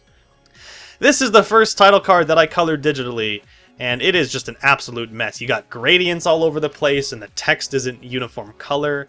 The actual art doesn't look too bad, but if you're thinking to yourself, why did the text look so weird? Strap yourself in for this one. I was still drawing everything by hand, which included the words, so instead of just using text in GIMP or some other program, I colored in all of the text I had hand-drawn by hand on the computer with a mouse, which created much more work for myself. It wasn't until episode 17 that I wised up and realized, oh yeah, I don't need to do that, that's really dumb.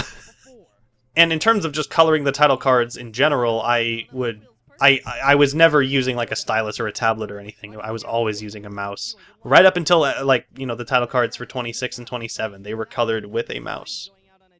This episode features the new and improved Sonic House, which is far more spacious than the old one that came before it. By now, sets were starting to look the way they would for the remainder of the series. The only things that changed for that one were like smaller details, like furniture placement and the pictures on the walls, stuff like that. The actual structure of it remained constant. Hey, Sonic! Oh, hey guys, how have you been lately? Oh, I'm doing well. Fine, as always. Say, it looked like you were in a hurry there. You going somewhere? Oh, yeah, as a matter of fact, I'm on my way to Amy's house. Huh, you? Why are you going there? Oh, well, I agreed to go on a date with her in exchange for some stuff I needed at the time. This scene with Sonic, Shadow, and Silver, and even the scene between Sonic and Knuckles that just passed, are charming because we're finally seeing characters talking about everyday stuff, and the dialogue was finally improving a little bit to make it more enjoyable to watch. It also kind of implied that Silver met and befriended the rest of the gang off-screen between episode 13 and now. It wasn't until episode 19 where I got the camera that I would eventually use for the rest of the show, and that camera has manual focus in addition to autofocus. All of the cameras I used before then were only autofocus, so that's why there are so many frames where like the foreground subject of the frame is not in focus, but the background is. It was such a refreshing change to get manual focus in episode 19, I cannot tell you. Or maybe it was I think episode 1 Remake was the first thing I made with it. I actually can't clearly remember how I got the idea of making Sonic get roboticized in this episode, but I still think it's like kind of original and it's fun. Robotnik sort of succeeds at a plan, but then it just ends up getting reversed later on. The process of making the robot look like Sonic was just forming his spike design out of the same mounting putty that I used for the characters to stand, also what I made the hat in episode 12 out of. I chose this specific robot, the Eggpon, because it seemed like a general enough design to pull off this concept, since it would have been a little strange if Sonic became like a Mono Beetle or a Motobug or something. Because I think the face is like very plain and not, it's not super expressive. Well, turn me back. I've got somewhere important to be, you know. I can't, even if I wanted to. The way to reverse the process is with a force I do not possess. To return to your original blue annoying self, you need the power of love. Oh, what now, you stupid... Having the power of love be the thing that reverses the roboticizing process does not make any sense at all, and it only works because it services the romance in this episode, which I'll get to momentarily. And here we have the introduction of the group of robots that will eventually become the Radniks, and I'll talk about the idea a little more towards the end of the episode. They didn't become more established until episode 17, where they received their names and updated voices for some of them. Here I voiced the Sandworm, who would later become known as Clanker. I remember being really thrilled about this effect of the Eggpon's face lighting up every time Sonic talked.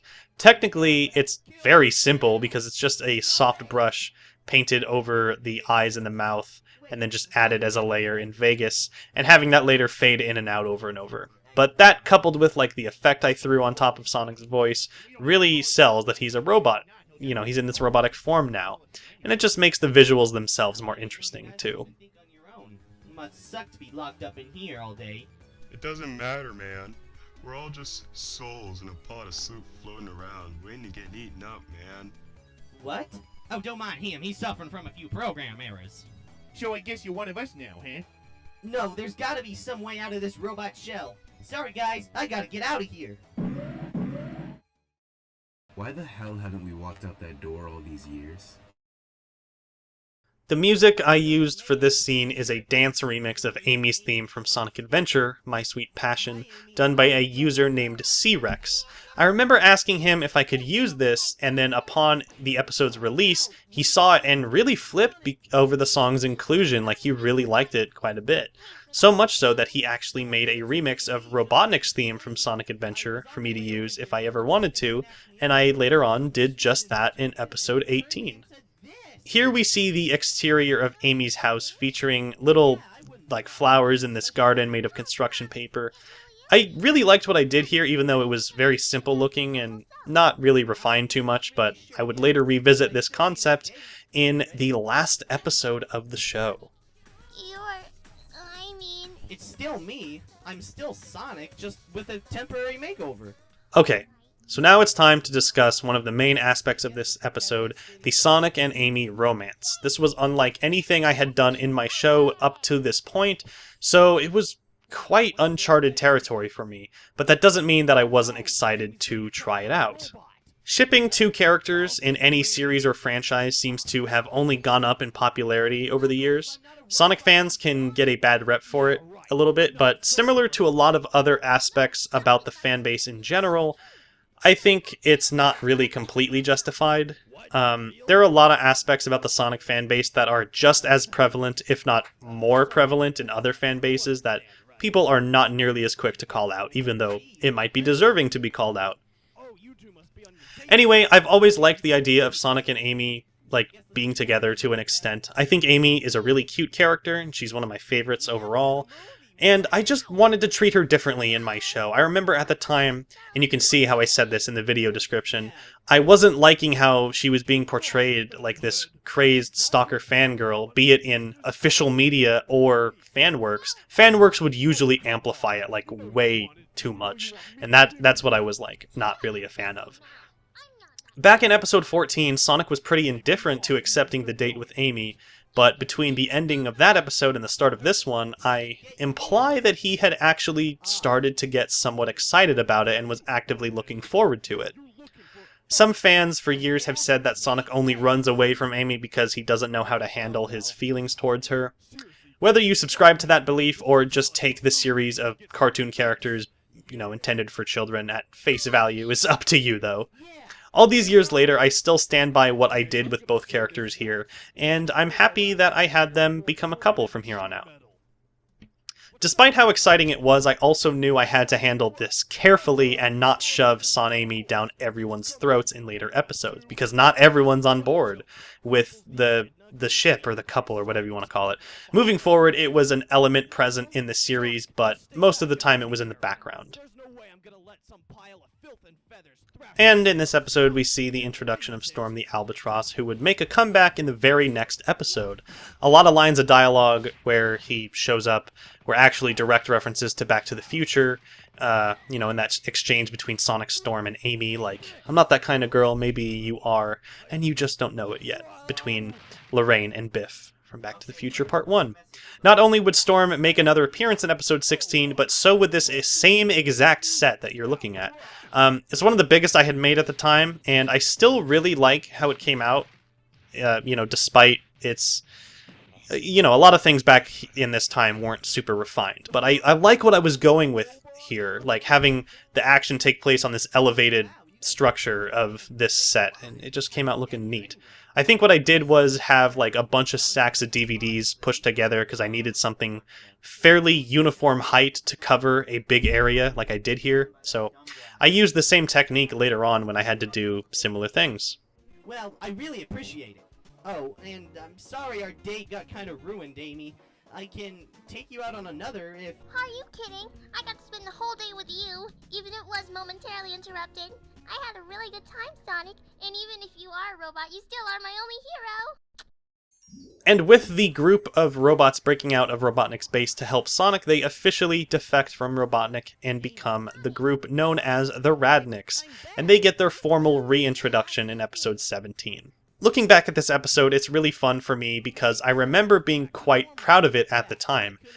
It's a somewhat heavy episode in that I introduced two concepts to the show that would become commonplace right after, those things of course being the Radniks and the Sonic and Amy romance. Because of that and the aspect of Sonic getting roboticized in the first place, this one really stands out to me in terms of originality and just overall feeling really unique when looked at next to other episodes. So when it comes to that and a couple more reasons, I kind of consider this one of those landmark episodes that I was talking about in, back in early commentary parts. In terms of the actual idea of the Radniks, I just thought it would be cool to have characters that were once on Robotnik's side break away from his control and become good guys. It's also a perfect example of me taking figures that already existed to represent certain things and make my own characters out of them. I worked with what I had, but I didn't have to limit myself creatively in that way. I want to quickly comment on the transition I did before that scene where I had it go like, after the movie, wow! I thought it would be fun and goofy at the time, but it kind of stands out now, not in a very major way, but it's definitely something I would not have included in, current episodes.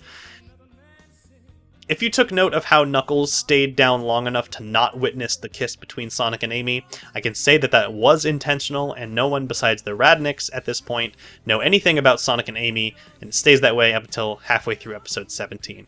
It was fun having like a in-universe secret from other characters. Take note of Sonic's eyelid color. Later it became blue when I started making characters blink and everything, but I also just think that Sonic does look good with peach eyelids. I don't know, sue me. But I don't know. I got my foot on both sides. I can get down with peach, I can get down with blue. Amy is voiced by Jillian1690 in this episode, and as I was still trying to get a long-term voice actress, she was only Amy in this episode alone. Amy was first voiced by Sonic's Long 182's KN, then Jillian, and then finally Musil, who held the role from episode 17 until the end of the series. You can tell how poor quality the text looked right there because I was using Vegas's in-program text generator, and I don't think the project properties matched the rendering properties of the file I was rendering to, so that made it look really bad and super low quality. Later I would switch to using Photoshop for almost all the text that I needed to generate anyway, bar the scrolling credits of each episode. After that, I came back and completely destroyed your roboticizer. Hugs and kisses, Sonic.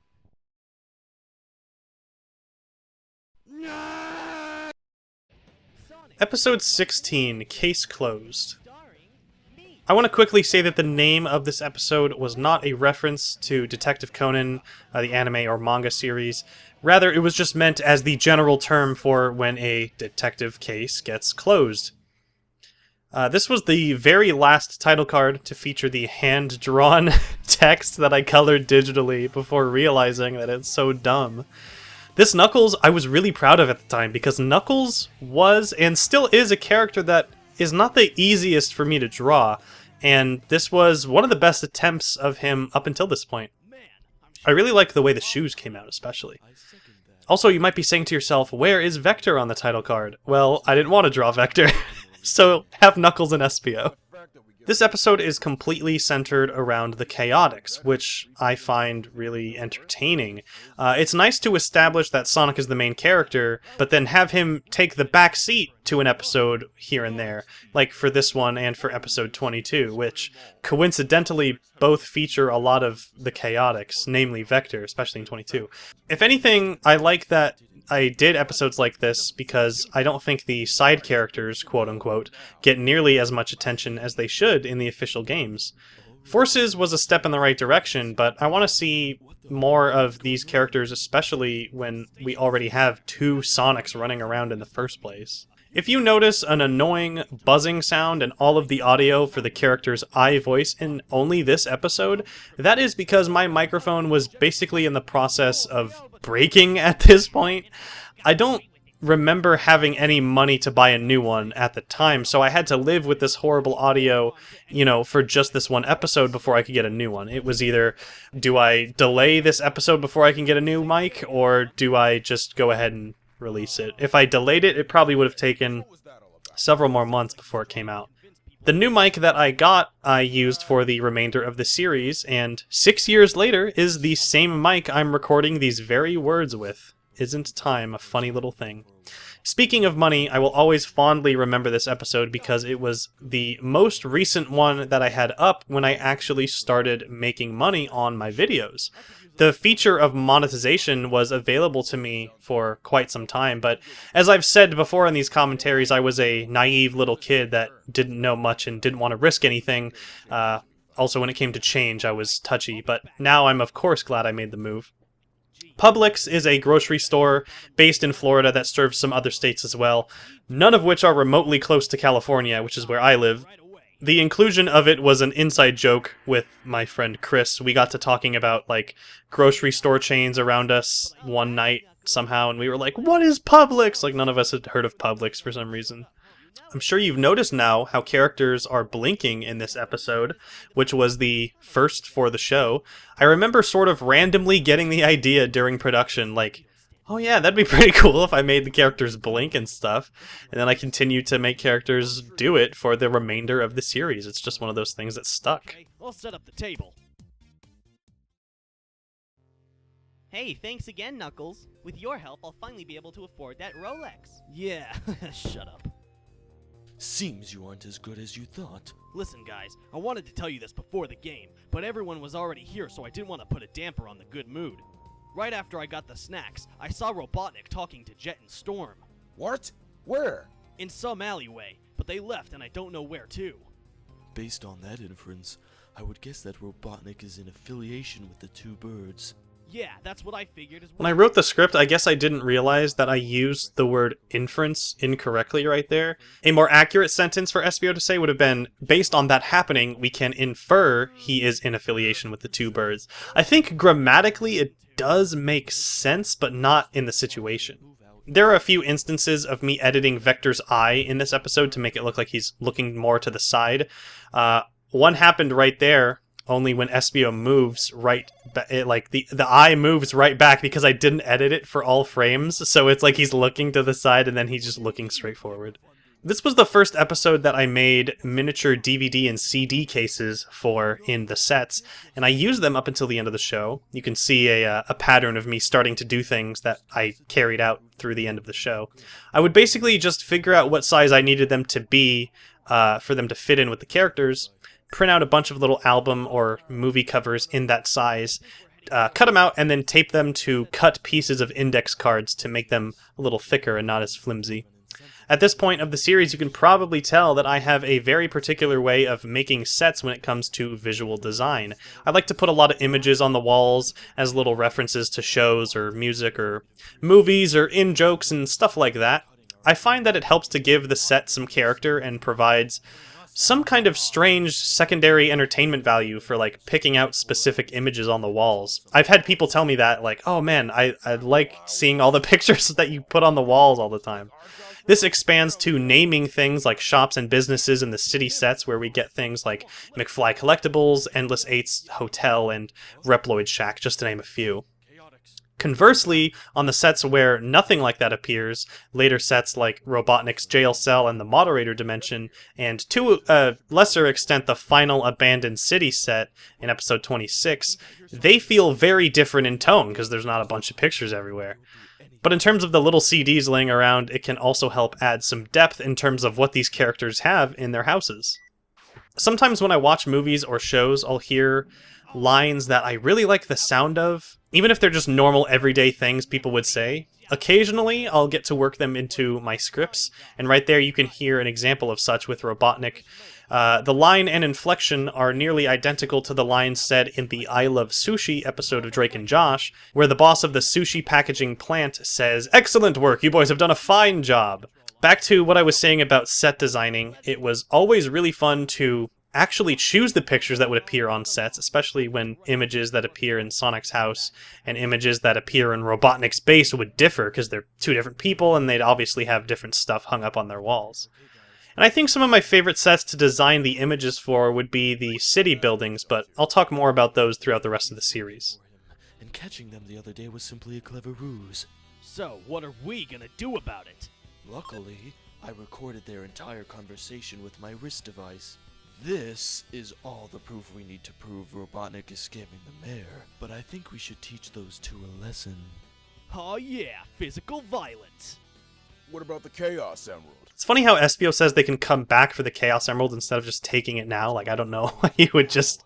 Like, it makes sense because they come back to thwart Eggman and be like, hey, we found out what's going on and you're out of business, whatever.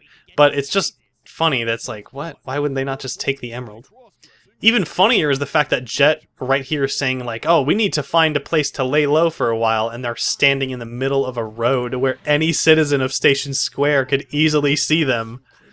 I remember getting both Espio and Vector to balance on Knuckles' ATV in that shot where they hit Jet and Storm was infuriating.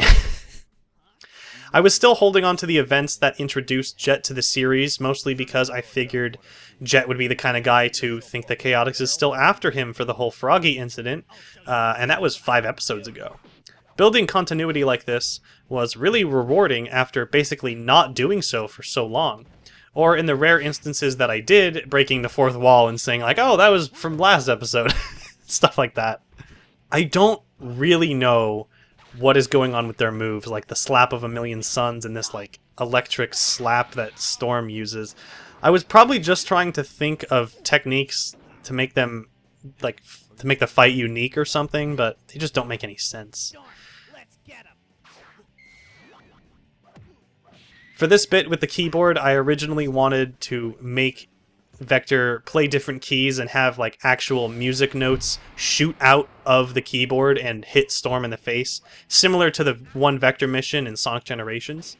I'm pretty sure I changed it only because I got lazy and didn't want to animate actual notes shooting out, but the result of just shooting a big energy wave out of it kind of comes off as comedic anyway, so it kind of works. Back to the Future 3, DeLorean making a cameo, hitting Storm right there.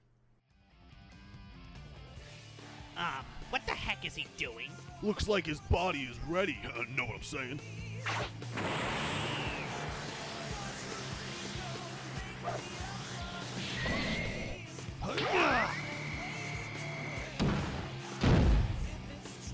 And now for the grand finale.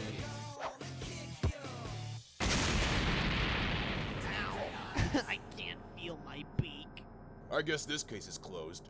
All we need to do now is play that recording for the mayor. Precisely. There are a few instances here where Espio jumps into the air, and I believe it was the first time I had done stuff like that, where I took characters off the floor. Later, it became commonplace, and my method of doing so completely changed. Later on, I would take pictures of the figure that needed to be in the air somehow and cut them out as PNGs and have them as their own layer on the Vegas project. Sounds simple. Well, here I was using wires to, like, layer over the background and then erase them in GIMP, like the wire would be holding the figure up, and it just got really messy. There are some shots, like the one where Espio does a backflip to kick Jet and then Storm, or Storm and then Jet, whatever it is. It's so, like, jagged, and the lighting is different for the background and the picture I needed to edit. It just looks horrible. Some people have asked me why I don't do green screen for things like this, and my answer has always been that I just don't like the look of amateur chroma keying. It's hard to get it to look really good. I could spend a lot of time trying to get chroma keying to look good, or I could just use the method I was comfortable with, and that's exactly what I did. Although, for this scene, I actually did cut out these frames of Vector into PNGs because there wasn't really any other way to do this. Vector's green, so I couldn't green screen. I could chroma key a different color, but that's just not what I liked doing. It leaves too many artifacts and, like, jaggedness some of the time. If you don't know what I mean by PNGs, PNG is an image format that allows for transparency. If I saved the frames as JPEGs, you would see a white background behind the main figure.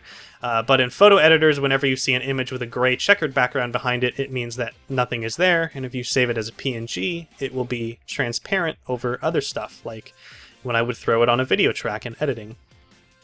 I didn't comment on it back in episode 15, but that was the first instance of this new credit roll format, which looks much better than static text appearing over static images. It was fairly easy to achieve this in Sony Vegas, although I still have the text appear as a bunch of different colors, which remained a trend for quite a bit longer, actually. I'm not too big of a fan of it. That's why in episode 26 and 27, like all the text in the credits, I believe Piers is just black and white. Girls' Night Out. This is the first episode to feature the new and improved title cards with actual digital text instead of me coloring in the words like I was talking about before. It was also the first to feature the brand new logo for the series, which I made with help from my friend Chris, as Fast as Lightning, who made the blurry boost effect that's behind the text for me.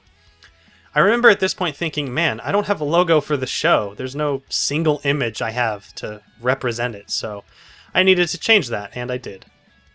Also, the title cards would continue to improve as my actual skill of drawing improved. This one is probably one of my least favorite because it's so bland, with just like the heads of Sonic, Amy, and Blaze, and then like a full body dash off to the side. It's just ew. Talking about the voice actors really quick, this is the first appearance of Musel playing both Amy and Tails, roles that she kept from here up until the end of the show, spanning over 5 years. Blaze is voiced by Silvernazo97 in this episode before Musel took over for Blaze as well in episode 20. Speaking of Blaze, I have a user by the name of Shajak34 to thank for making this episode possible in a way. I wrote this entire episode before I actually had a Blaze figure. Now, it was released and in stores, but it was towards the end of Jazzwares having the Sonic license, and newer things like it were getting pretty hard to find out in the wild, or even online for a decent price, because they were, people would list them as rare and try to sell them for much more than they're worth. I had so much trouble finding one, in fact, that I posted a video asking anyone in my audience to find me a Blaze figure they could send me and I'd pay for it. That's how desperate I was. Shajak34 was the one that found one and sent it my way. Here, the Radniks get their formal reintroduction with new names and specialties. This kind of roll call style introduction was really fun to do, not only because it let me get a pretty hefty amount of information across in a concise way, but it was just stylistically something I hadn't done before in the show. The music I use here is a 16-bit version of the Daft Punk song Robot Rock, made by The Legend of Renegade. The Radniks consist of their leader, Dash, voiced by Lifeline the Hedgehog, second in command, Jack, voiced by myself, Clinker, the Sandworm Robot, voiced by As Fast as Lightning, Gyro, the Gun Beetle, voiced here by Your Face Isn't Working, and Jorgen, the Grabber, voiced by Pilot Tails. I even gave them official, numbered names as R1000 through 5000, similar to how the Eggman robots were typically given similar names. Here, the R stands for Radnik. I remember back in episode 15 trying to come up with a name for the group that sounded like Badniks, only good instead of bad. I think I initially came up with Radniks thinking it sounded funny, but then I wasn't able to think of anything else, so the name stuck. This group is one of my favorite parts of the show because it's one of those things that really only exists here, like Zalvandor or Bedlam. It's something that really gives the show an identity and helps it stand out from a lot of other things, even the official Sonic series.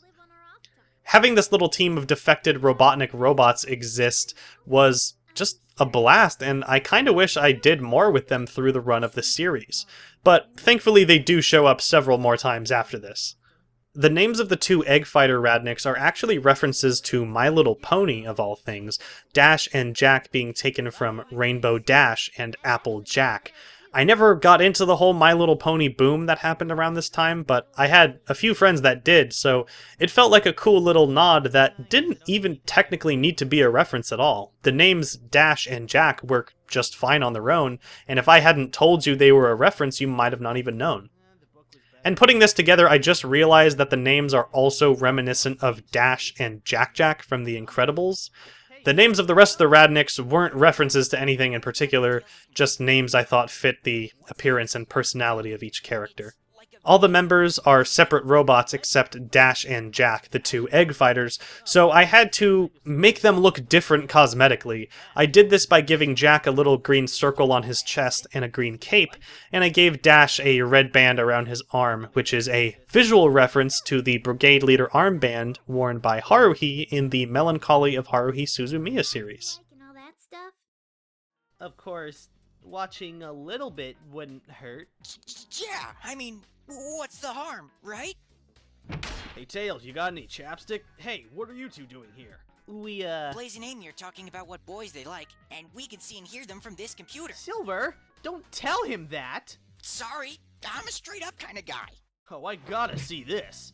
They say anything about me yet? No, and I don't think they will. What about Knuckles? He's not really my type. Yeah, doesn't do anything for me either. Shut up! You better not tell anyone about this, redhead. We could get into some serious trouble. I won't. Let's just do this. What was that? What was what? I'll get it. Hello? Sonic! As Chris points out later in the cast commentaries, this episode feels very anime high school-esque, with the boy characters spying on the girl characters talking about who they like. I kind of take that in stride in hindsight, especially given the fact that I was 15 when I made this episode, which totally makes sense. Around episodes 16 and 17 is when I started getting more serious about music choice in the show and putting more effort into choosing what songs I would use for specific scenes and moments. I have yet to mention that here is Tails' lab as we know it for the rest of the series. This is the look it would maintain for all episodes after. In terms of structure, anyway. Of course, I would continue to move furniture around and change the pictures on the walls, but everything else remained constant. The entrance is now on ground level, which is good and doesn't complicate things as much as the old entrance did, having it elevated. This episode certainly feels very large just because of the sheer amount of characters that appear. We have Sonic, Tails, Knuckles, Amy, Blaze, Silver, Shadow, the Radniks, Espio, Vector, Big, and Robotnik at the very end. That's almost everyone in the show. While episodes like this can be a little more stressful by nature, since that's that many more people to wait to get lines from, they are the kind that are so great to look back on because they show how many characters actually exist in this world, even if they show up for only a brief amount of time. Vector here is voiced by a man named Jacob, who I unfortunately lost contact with sometime between now, episode 17 and episode 20.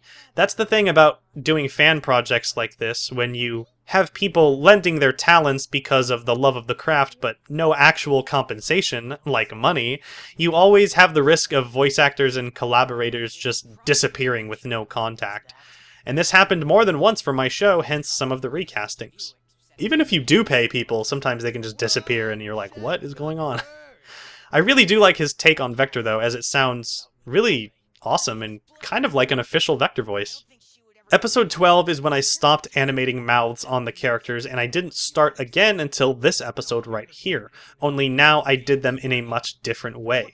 Instead of painting them on each frame multiple times and then cycling through them to show an animated mouth, I now instead had pre-made mouths that I made in Photoshop that I then just motion tracked on the characters in Sony Vegas for characters that needed them. This meant that characters could now move and talk at the same time with ease, whereas that kind of thing would have been very difficult to accomplish, in earlier episodes, which is why I never did it. In addition, it just streamlined the entire process. I never had to make individual mouths for every time a person talked. It was just the same mouths being repeated over and over. I also stopped using tongues. I didn't draw tongues in the mouths anymore, but I think it looks nicer without them. Honestly, having Sonic react in the way that he does right here is kind of out of character for him. I get that he's a little embarrassed and flustered, but I don't think he would have actually snapped at Espio or Knuckles or anything. This wouldn't stand out so much if I had written in him apologizing or making up with the rest of the gang afterwards, but there is no such scene. And you better stay away from her, Espio. My apologies. It was not my intention to aggravate you. Oh, this is huge! I never thought this would happen. So, give us the deets. You kissed her yet? Slept at her house? How many dates you've been on? Got to second base yet? Knuckles! But seriously, tell us what's happened with you and her. You know what? I think you guys should just leave. Aw, come on, Sonic. We just wanted to— Get out! Okay. We're going. Come on, guys. I'm deeply sorry. I didn't mean to offend you in any way. It won't happen again. Hey, You okay, Sonic? Yeah, Knuckles just pisses me off sometimes. I know this sounds cliche, but he's probably just jealous. Yeah, I know. Hey, come on now. You want to keep watching? Alright.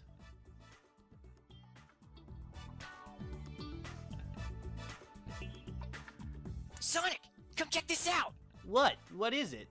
Look, they're in golden ring jewelry. Whoa! Are those Chaos Emeralds? Yep. I don't know what they're doing in a jewelry store, though. Are you going to get them? Yeah. Sonic would really like these if I got them for him. 5,000 rings is kind of steep, but he's worth it. How about that, dude? She just bought you 2 Chaos Emeralds. That's gotta mean something. Yeah. Ooh, are you still angry at Knuckles? It's just that Look, Knuckles doesn't have anyone like Amy in his life, to be blunt. So he probably just doesn't understand your relationship. Either that, or he's just jealous, like I already said. I haven't mentioned this yet, but I do want to give a special shout out to AJ, also known as Lifeline the Hedgehog, for helping me a lot throughout the entire show. Well, the entire show after I met him, so around episode 14 onwards. I remember around the second half of Season 2, he would help me come up with a lot of episode names when I was at a loss. Beauty and the Bot, Girls Night Out, and Gridlocked were all his idea, if I remember correctly. Furthermore, he ended up helping me out a lot with scripts in general. There were a lot of times where I would write the entire script and then have him read over it for anything that might seem out of place or clunky or just things that need to be improved or strengthened. I'm pretty sure I also did the same for at least an episode or 2 of his show. Having someone else look over your work is really rewarding and important. You know, even if it's after you make the thing, just getting input from others that can talk about things you might have missed or point you in a better direction is very valuable. So if there's any advice I could give to other creators, it's that I would suggest not being so wrapped up in your own ideas that you reject the ideas of others. Case in point, I was recently discussing an idea for an original work with my cousin, and he made kind of a throwaway comment about where I should take the ending, which is not what I had envisioned at all, but it ended up taking me down a route that was so much better than what I had previously planned. Being a one-man team is fine sometimes, but seeking out constructive criticism and feedback is also really important. So just keep an open mind about whatever it is you're making. Metal Sonic here demonstrates a few moves that would remain staples of his, like this energy shield that is completely inspired by the shield he had in SA2, and then also his lightning hand, which appeared again in episodes 18 and 26. Going back to the point of view shot where Metal Sonic is looking for the emerald, there was a small, tiny error that led to me re-rendering the entire episode. I used stock footage for this sort of cursor icon thing. It was the thing that was green and then turns red. Well, at the end of the stock footage, there was some text saying something along the lines of like, subscribe to my channel for more, or something like that. While editing in Vegas, the preview of the media is usually always lower quality than the actual finished product. And unless you have a computer with serious computing power, you'll likely have it set to preview half most of the time. I know I did, and I still do when I edit. There are a few discrepancies between how the preview half quality and how the finished product look. Case in point, when I viewed the video in preview half, it looked fine. But the actual file came out with a small error at that shot. Right after the cursor changes to red, you could see the text appear for just a frame, super short. It was green, and then it turns red, and then for one frame in Metal Sonic's point of view, you see like, comment, and subscribe. It was a simple fix, I just needed to trim it, but it's why you should always at least try to scan through the project on best full to see if there's anything like that you might have missed. I gave Dash the ability to shapeshift, which was certainly different when it came to integrating that into the combat like we see here. I used a little trickery, making him shapeshift into Robotnik to get Metal Sonic's shields down. And then, as we can see, he shapeshifts into Zero, which is sort of like a nod to the old non-canon SSMA days when Zero was a main character of the show for a little bit. No one ever mentions it or says anything about it being Zero, so for all we know, it's just another robot design Dash has up his sleeve. This was the D-Arts Zero figure, by the way, put out by Bandai Tamashii Nations, which was so much nicer to work with compared to the old Jazzwares Zero figure that I used in like the movies and stuff. It was an actual decent figure. I had Dash shapeshift again in the next episode and in episode 20, but not really much after that. I think that's some lost potential, but at the same time, the story didn't necessarily call for it. I only used this specific formation of set buildings once, despite I think it looks pretty dang cool. It has a good amount of depth in the sense that the entire set isn't just shaped like a square. It actually goes back and we can see some buildings in the background and other things like that.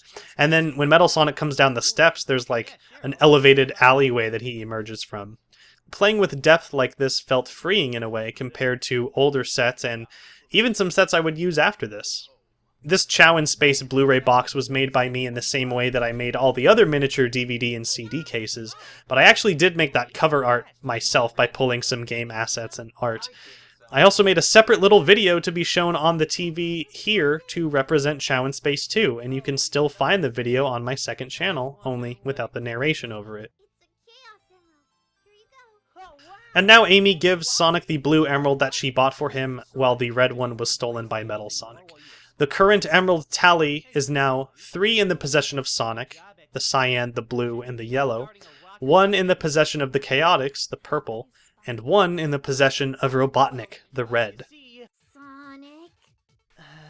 Well, Dash's surveillance camera must have been left on, and we were kind of watching you through this computer the whole time.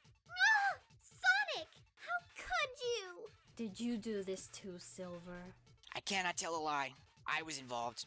I'm deeply sorry, Blaze. Yeah, what he said. I'm sorry too, Amy. We didn't try to watch you guys, we just noticed and, well, we didn't turn it off.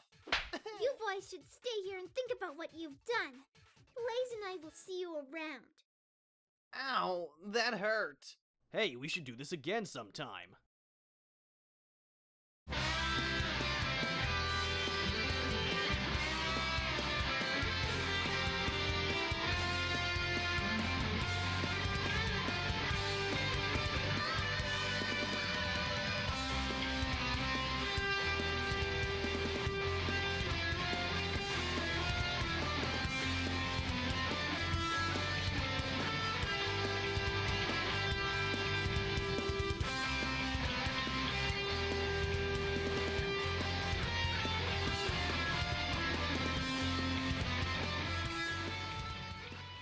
Before I forget to mention it, whenever you see Blaze or Amy blink in my series, it can kind of look weird if you pay too close attention to it, because their eyelashes don't move up and down with their eyelids, since they're sculpted to the figure. I didn't see any way around this that wasn't needlessly complicated, so I just said whatever and made their eyelids close like everyone else's, but their eyelashes don't follow, whatever. There's only so much you can control when you haven't made the figures yourself. At the time, this was my longest episode yet, at 19 minutes, which is a lot longer than episode 16 at 12 minutes. There seemed to be a steady increase in runtime starting with this episode, and then 18 was 22 minutes long, and 19 was the longest episode ever at 28 minutes. Well, not counting the credits, it's the longest. After that came Season 3, where the show settled into its average runtime of around 21 to 25 minutes an episode. Episode 18, Gridlocked. This is the last time I would do a recap in this style, where I start off by saying last time on Sonic Stop Motion Adventures. Later on I did cold opens that briefly recapped the previous episode's events before transitioning into the current ones, but I don't actually count those as recaps because A, I'm not halting the episode from starting, and B, you know, most of the time, well, I think all the time I did those cold opens, they carried from one episode directly into another, so it made sense. It was around this time that I started to get an idea for what the next episode was going to be like while working on the current one. For example, I must have had some knowledge of episode 18 while working on 17 because of the after-credits scene of Robotnik saying he's getting started on a project. I mean, that is vague enough, but I knew I was taking it some kind of direction. It was nothing like how during episode 25's production I already knew how the show was going to end, but I started having vague ideas strung together about how I was going to follow up the events I was writing currently. There are even some hints towards episode 19 in this episode, but I'll talk about those later. This is one of my least favorite title cards because I hate that Sonic. It looks so strange. Like, everything is wrong about it, including the face, which is like what you don't want to get wrong about Sonic. Here is the new and improved Robotnik base that he moved to, the location of which remained unknown to Sonic and the gang up until the end of episode 23, where the Chaotix arrest him. So, now as you can see and hear, Robotnik has 5 emeralds, one of which is red from the end of last episode, the gray emerald, which Egg Robo finds at the beginning of this one, and the 3 that were previously in Sonic's possession. It's revealed by Dash momentarily that they were stolen from Tails' lab overnight. Having them get stolen off-screen let me move them into Robotnik's possession very quickly, although the one he does not get is the one that's still housed at the Chaotix office, which comes into play next episode. I thought Robotnik needed someone to speak to when working on his plans and inventions and stuff, so I introduced the Egg Robo as his little sidekick. It was kind of a soft introduction, as it's never stated like, oh, I made a new sidekick, it's the Egg Robo, I built him right off screen and everything. It just kind of happened. That picture's gonna give me nightmares for weeks. Come in. Hey, Amy. How are you? Here is the interior of Amy's house. We saw the exterior in episode 14, but now we get to take a peek inside. I used this set very sparingly, only appearing here, episode 22, and the opening of season 3. That's it. We do, however, see the upstairs interior at the end of the show in episode 27.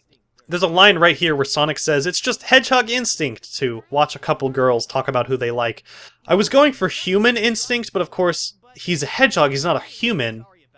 But even human instinct isn't technically correct. So if I could go back and rewrite this line, I'd have it be something like, it's just something that a guy would do, just watch a couple girls talk about who they like. I don't know. It's like I was making it needlessly complicated for some reason. There are a couple times where events of the last episode are talked about as yesterday here, and yes, episodes 17 and 18 take place only one day apart. How cool is that? In this episode and a few before it, you can see a lot of instances of little digital effects like the question mark appearing, or the sweat drop, or the cross-popping vein symbol appearing on or next to characters. These things were really anime-esque, and it's not hard to see why I would have done little things like this, because I was watching a pretty decent amount of anime at the time, including Sonic's eyes popping out right there, which is so strange. Like, it looks okay, but I don't know why I decided to do it. I stopped doing things like this as the show's standalone identity solidified over time. In addition, I was watching less anime and just overall drawing the line between what I thought would be a good idea to include and what wouldn't be. This is the only time I did it, but having Sonic and Dash kind of side by side like this is really cool. I think it's always fun to play with pairing two characters that you don't usually see together in a scene. Another example is in episode 24 with Knuckles and Shadow, and then Dash actually too. That blue cylinder to the left is again the same one I used to accomplish the blue lighting effect at the beginning of episode 10. It's funny to see that it's remained a part of Robotnik's base for so long. This episode was the first to reach 1 million views. Holy moly, and it did so in only about 6 months, which to some YouTubers might sound like an actual really long time, but that's pretty short in my opinion. At the time, that was insane to me because I hadn't reached anything like that. It's easy to see why it was this one because of the Dark Sonic thumbnail. Currently, it sits at almost 5.5 million views, but was surpassed by 3 other episodes and is no longer the most viewed. I'm truly thankful when I say that around 9 other videos of mine have gotten over 1 million views. It's crazy to think that something I started as a little kid came this far.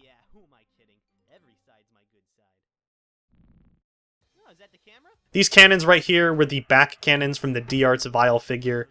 I just thought they looked pretty good to use. I hate that the sharp edge, you could see where the energy beam stops on Sonic and it's just a sharp cutoff. I said before that a majority of effects for this show came from pre-existing stock or preset effect footage. Well, when you're working with that kind of stuff, you have little to no control over them, so when the effect goes to the edge of the screen and you can't find a better looking effect, well, you're out of luck. So that's why we see the energy wave just sort of tapping Sonic and stopping instead of like hitting or absorbing his data or whatever. This is the same Metal Sonic as we saw last episode. It's never stated outright, but I kind of imply that it was stationed here after Robotnik got the hell out of Dodge, waiting to be ordered by him to either attack Sonic if the cannon failed, or attack whoever accompanied him, provided it succeeded. The cool part is Sonic was accompanied by Dash, so he got to get a little bit of closure and the last laugh against Metal Sonic after failing to defeat him last episode.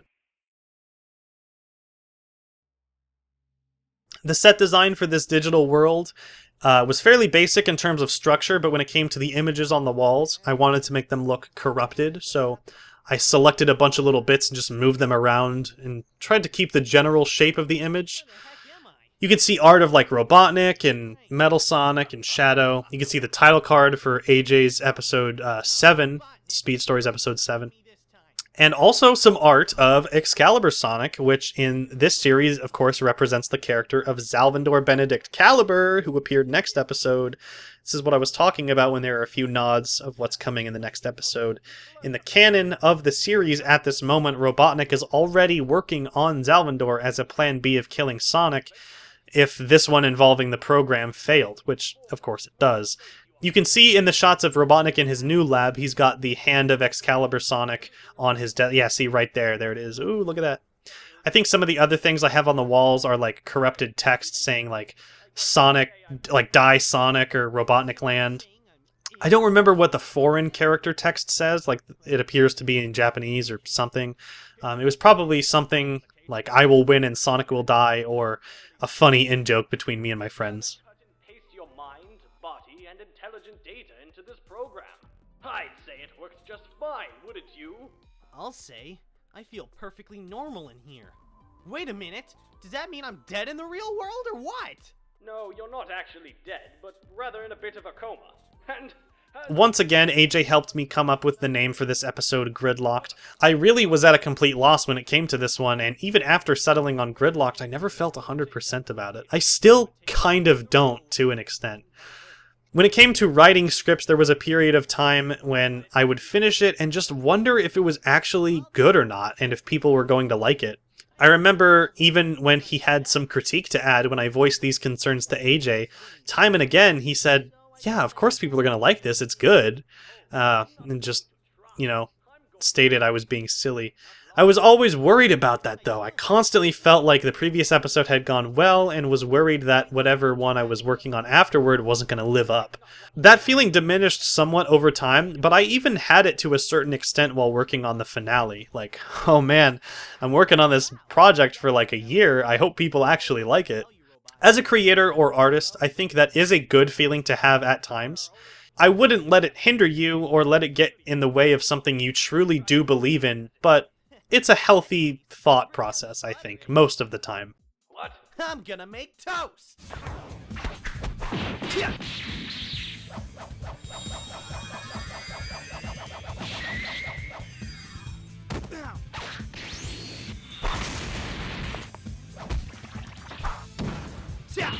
Right here is the first instance I had Sonic Wind look like this, like a literal blue tornado, and I kept it looking that way up until the end of the show. The invincibility capsule that Dash pops right here is the one that was included with the Sonic Nendoroid figure, and it has multiple cards that came with it that could be swapped out, and you could have like rings appear inside or the life icon, stuff like that.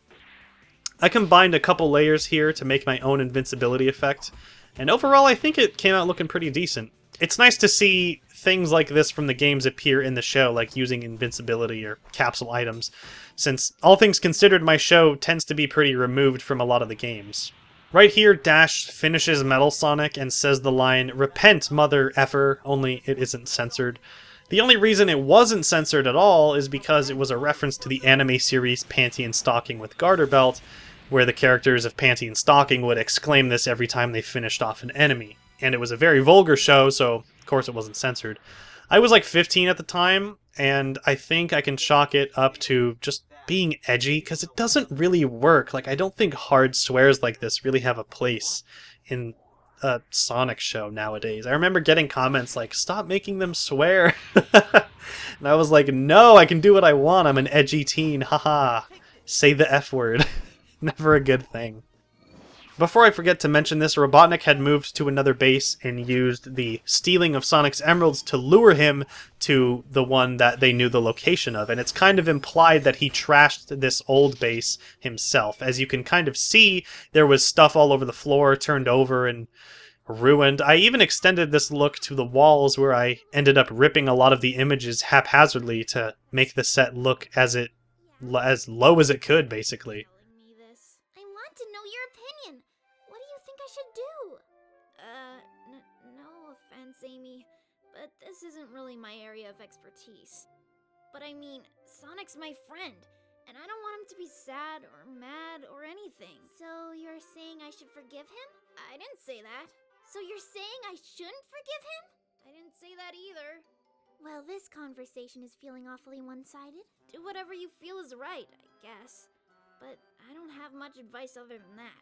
Well, the last thing I would want to do is hurt Sonic! Tails, I need your help right away. Yeah, there's no getting around it. Dash just appeared in the closed doorway right there, and the doors don't open at all. In reality, they do actually open and close, but they're hard to work with, period. So trying to get Dash while holding Sonic through would have been, like, too complicated, and I was just like, I'm not showing that. Whatever, he goes through the door, they get it.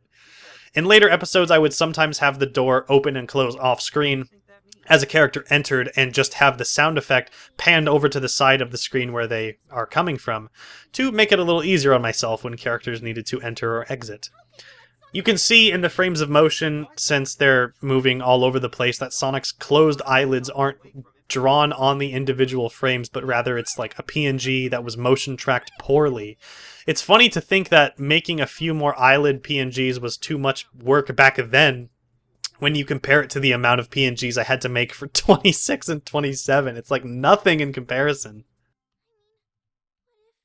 I said in episode 17 that it was when I started doing mouths again, and when I was in the early days of the second phase of doing mouths, I had a cycle of frames for words with O sounds, like no and other things like that I used. It was sort of like a middle ground between actual lip-syncing animation and the more anime open and close mouths you see for the remainder of the show. I decided to eventually drop them because they never looked quite right in my opinion, and I just stuck with whatever, they're opening their mouths, it doesn't need to be perfect. I just noticed in a twist of fate that appears to be the same bed that Shadow was on in episode 14, with like the Sega Genesis sports cartridge with tissues laid over it to make it look like a little bed. What should I do? Can I help at all? Just stay here with Sonic and watch for anything weird that might happen. Okay, please try to find out what's wrong, Tails. I'll do my best. See you in a bit, and try not to worry. Oh, Sonic, what happened to you?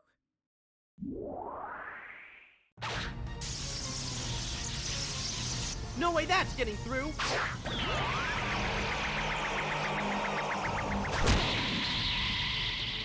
God, jeez!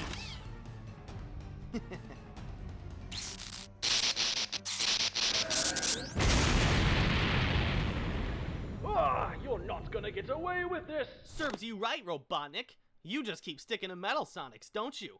You never learn. Perhaps. But then again, that was mainly just to have a little fun. Ha! So you finally decided to show your face in here, eh?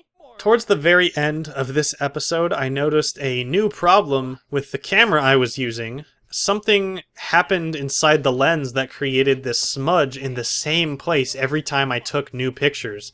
Think back to the previous camera that had shattered pixels that didn't go away, except this covered even more space. It wasn't a problem until the very end of shooting, when I was taking pictures of Sonic turning into Dark Sonic. To finish the shooting for the episode, I used my dad's digital camera to get the last few shots, but his only shot in 4:3, so I had to shoot with enough space to zoom in and crop the frame in 16:9 in Vegas. After this, I got a new camera, which I'll talk more about next episode, because it's the one that I used for the rest of the show. This scene with Sonic talking to an embodiment of his consciousness was inspired by a scene in the Disappearance of Haruhi Suzumiya film, where Kyon comes to this big realization at the end of the movie. It's a gorgeous sequence inside of an entirely gorgeous film, and the visuals are all hypothetical and metaphorical. Because it's going on like inside of his head, it's not actually happening. Because of this, you see a scene with him talking to himself, which comes back to what I did here. Of course, looking back at early episodes, I hate my voice acting performance because I was 11. Of course, I'm going to sound different and hate how I sounded back then. But even here, I kind of wince at how I deliver some of my lines. I do believe that my performance only got better over time with each episode, but coincidentally for Sonic, my performance became less Sonic-y and closer to my normal speaking voice around this time, and especially like in Season 3 onward. Really, when I talk in Sonic's voice, it's just an elevated and very slightly more nasal version of my regular voice. See, like you couldn't even tell I was changing it right there. It's funny to see in comments, like the comment section of videos of me talking on camera, comments like, "Oh, it's weird to hear Sonic's voice coming out of a person," because like maybe they've only seen my show, but they haven't actually like seen me talk. Oh, he cried right there. You cannot and will not let yourself die this easily. You got that? If you do, then Robotnik succeeds in everything he wants, and we wouldn't want that now, would we? Get back in there and finish this like the real hero you are, and don't let me catch you thinking like this again.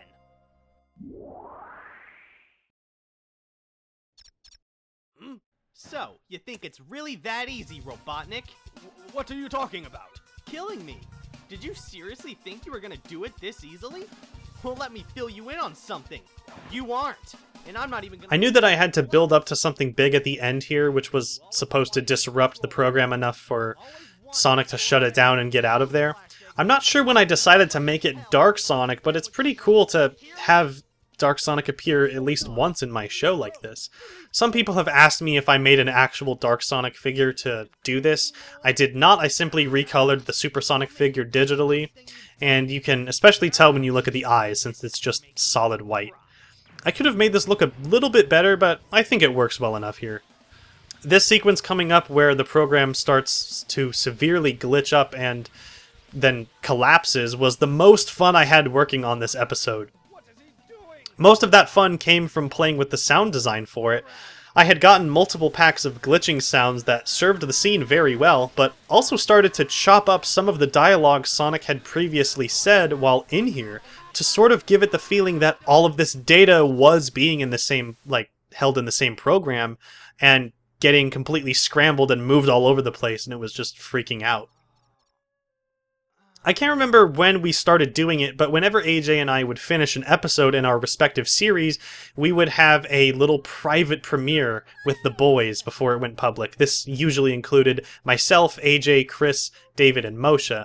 I specifically remember that when I was showing off this episode and that scene where the program glitches out, the few seconds of silence after it, my heart was just racing because I was so proud of it, but I was also like excited and anxious at the same time. Just so happy you're alive. Aw, come on. I ain't going anywhere. So are you still mad about yesterday? Oh, just forget about that whole thing, okay? I forgive you. Well, how are we supposed to find out now? I don't know, but maybe we can— Sonic! You're awake! Oh, hey guys. I didn't worry you, did I? Well, kinda. But whew, what a relief! We were just at Robotnik's trying to figure out what happened and— it's just good to know you're okay. Do you know what happened to you? Actually, yeah. It's a long story though. I'll have to tell you later. Right now, I'm gonna catch a few Z's. Sonic, wait! I guess it's best to let him rest after all. That's our Sonic!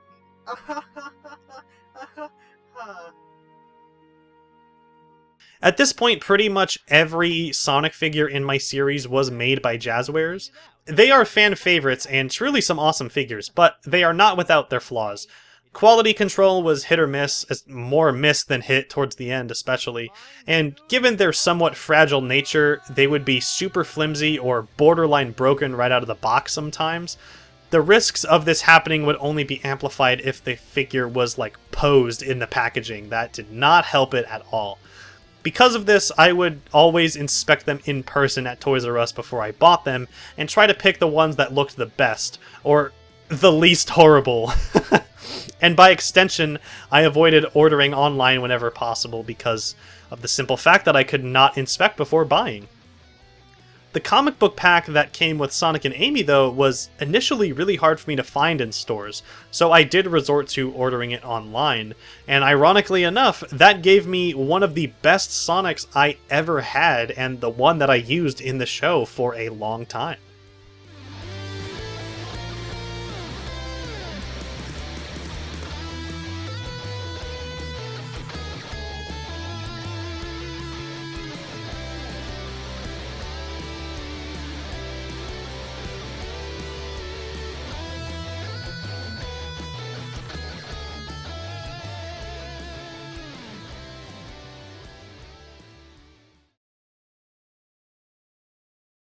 Okay, well that plan failed miserably.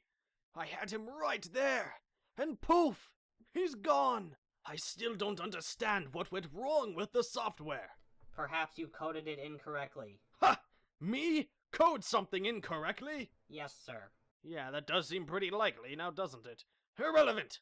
Since Plan A didn't seem to work, we need to get started on Plan B right away. Ready? Yes, Doctor. Then let's get to work!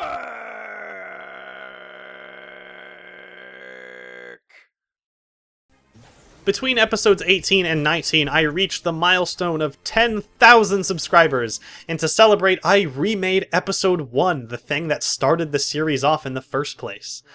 Where Sonic is in this scene is actually the same room that he was in the first, like, the original episode 1, just at a different spot.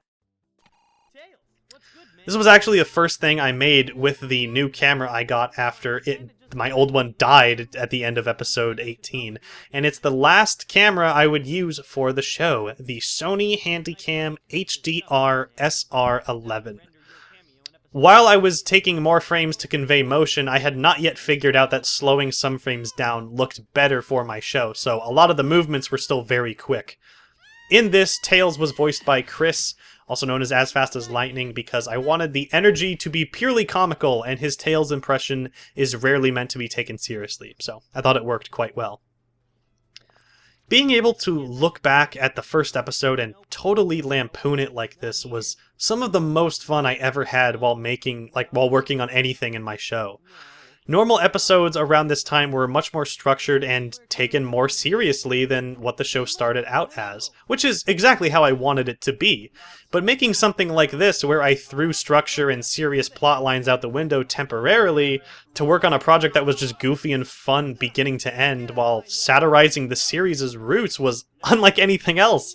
And I think I'd compare it to just being able to stretch your legs after sitting down for a long time, letting loose and not caring as much.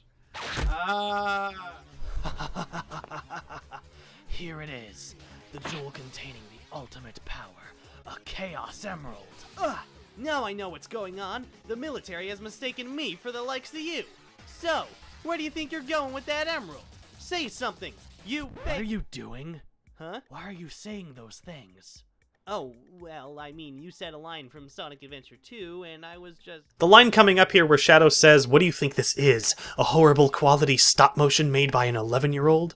Some people took that incorrectly and thought I was 11 at the time I was making this, when I was actually just calling out that I had been 11 when I started the show, which also reflected the quality.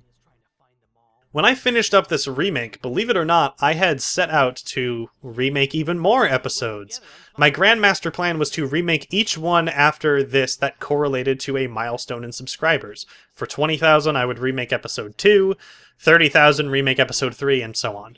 Around this time is when I established what Season 1 was, and that it was not canon to the rest of my show, so it made sense to play with them like this and essentially make an abridged version, even though this remake is actually longer than the original.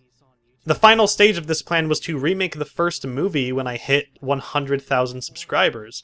Obviously, none of that ever happened. From this point on, I started gaining subscribers much more quickly than I had before, and if I had actually gone through with this remake plan, normal episodes would have taken so much longer to go up. I did write the script for the episode 2 remake, but I was never completely satisfied with it.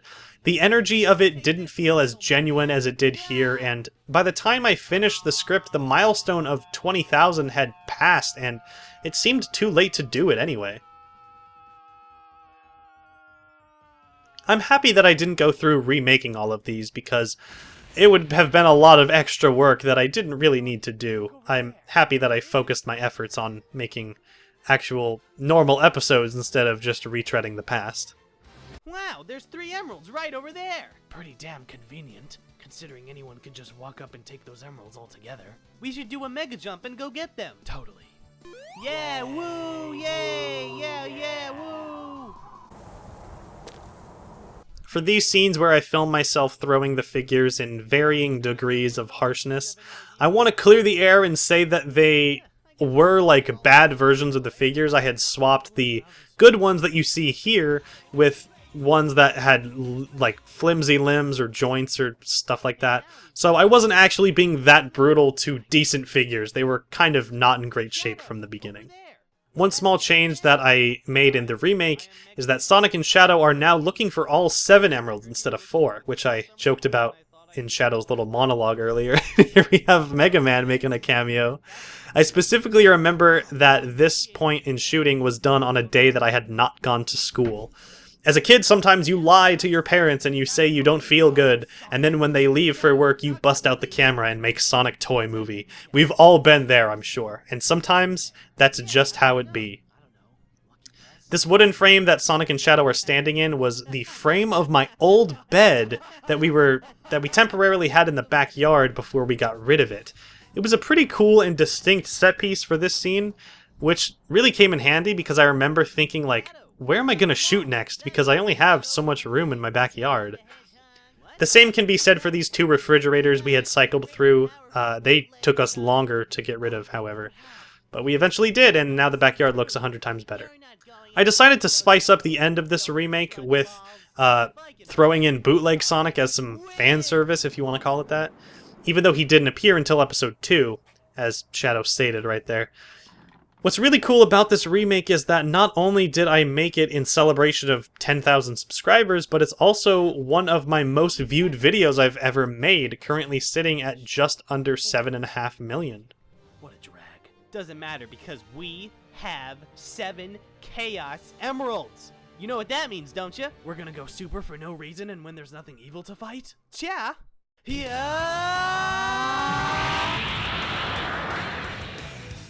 Wow. I feel somewhat... This remains probably one of my favorite things I parodied from the actual episode 1, having Shadow turn super but remain in the box, a direct callback to at the end of the first episode when I had them turn super, but I used like the mock-ups in the boxes to convey this. And that is the episode 1 remake. I said before how nice it felt to break the mold of the kinds of stop motions I was making at the time, and that extended to not using any sets, because, you know, episode 1 was shot around my house. Since I was still in the same house, I was able to use the same locations just on a better looking camera, so they actually looked decent this time. Especially when the characters go outside, it actually looks pretty dang good. The original episode went up in May of 2009, and this remake went up in 2013. It's cool that they got to go up in the same month.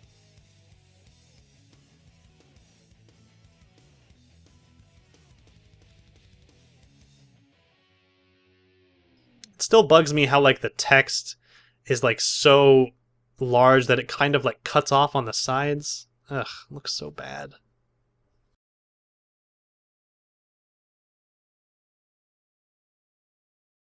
Episode 19, Holy Matrimony. So I have quite a bit to say about this one. I'll start off by pouring one out for this opening, as it is the last time we will be seeing it, because this episode is the Season 2 finale, and quite the end it is, at 28.5 minutes, my longest episode at this point. and if we don't count the credits for any episodes, it's even longer than episode 27, making it my longest episode of all time. I was pretty proud of this title card at the time, especially Amy, and this Sonic, compared to last episode's Sonic, was far superior. The sword detailing was really great. I don't like how I didn't write out episode. I instead shortened it to ep period, and it just looks bad. For some reason, I made that title card like in a super wide format and then cropped it down to 16:9 in Vegas. I think I had done that with a few other ones as well, but I stopped doing it afterwards because it was dumb.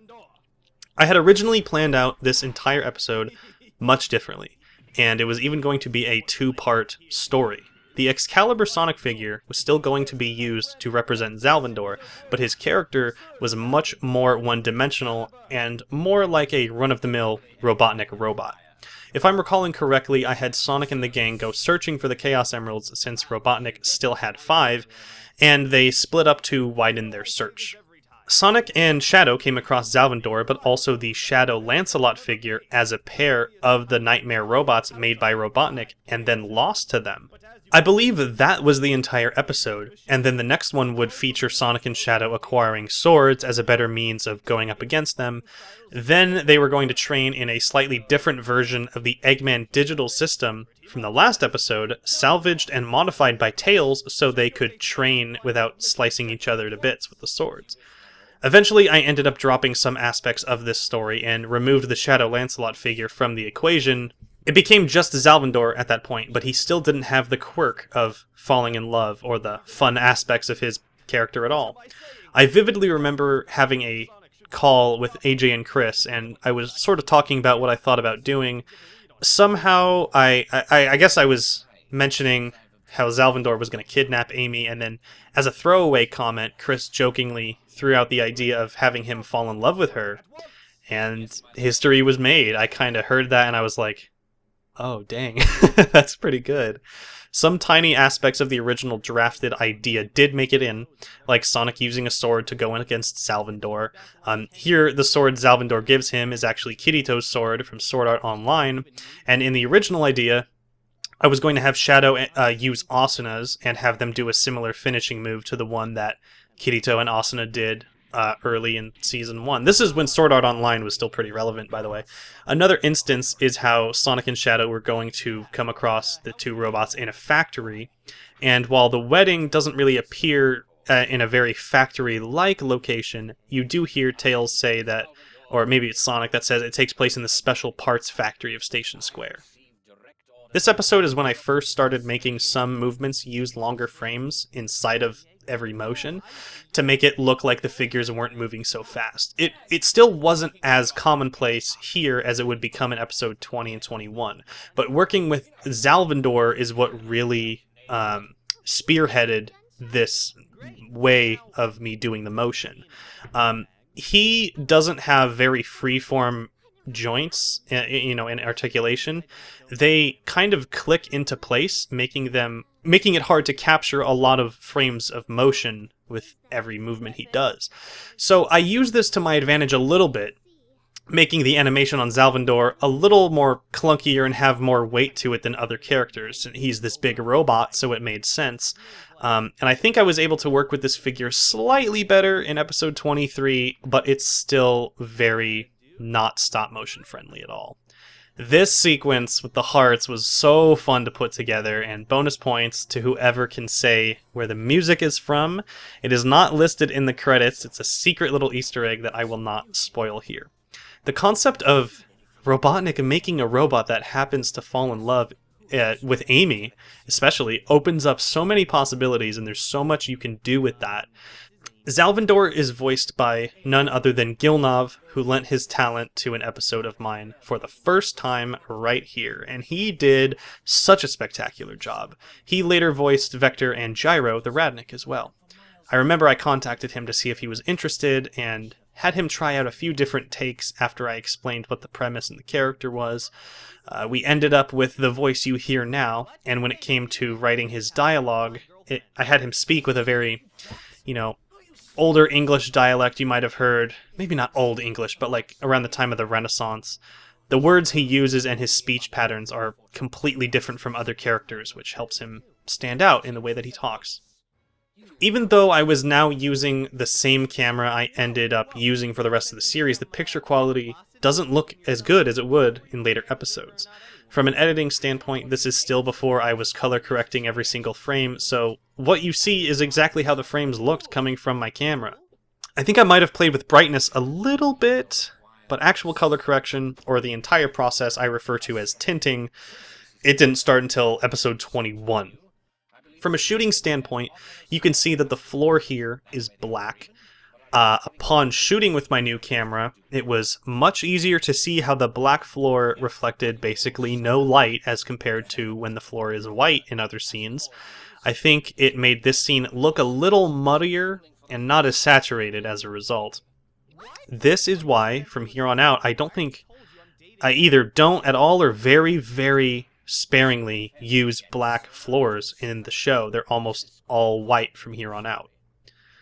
The You Love the Maiden with All My Heart exchange is in reference to some episode of Yu-Gi-Oh! GX Abridged. I can't remember which one, but it became a little bit of an in-joke between me and AJ, so I worked it in here.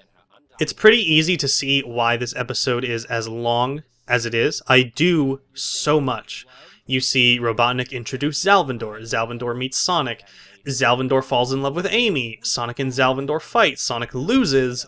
Amy's taken by Zalvandor, the wedding is set up, Sonic and Tails talk about what to do, and then the second fight with Sonic where Sonic wins, and then the gang gets all the Chaos Emeralds at the end. It is packed. I'm not saying it's bad necessarily, but I do believe that if I made this episode nowadays, I could have easily shaved off a couple minutes at least. There are some scenes that do go on a little bit longer than they need to, and yeah, 30 minutes, almost 30, 28 and a half is a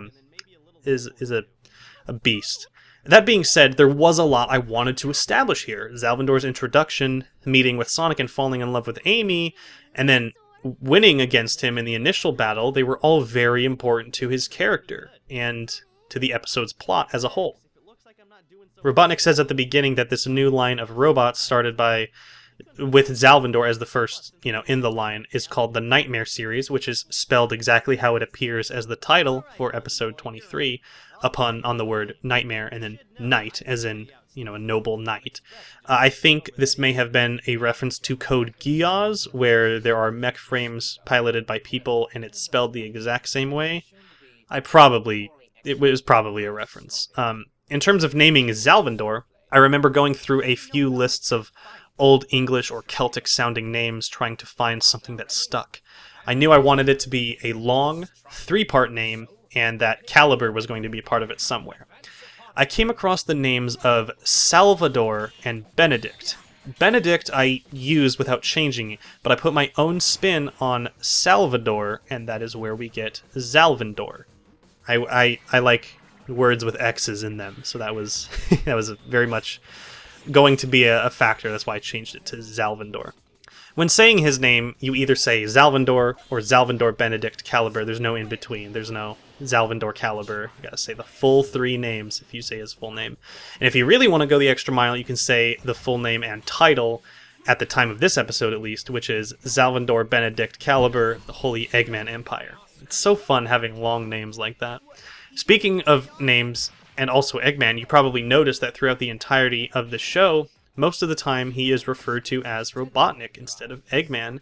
This is because I've always preferred the name, his actual name, Robotnik, over the nickname of Eggman.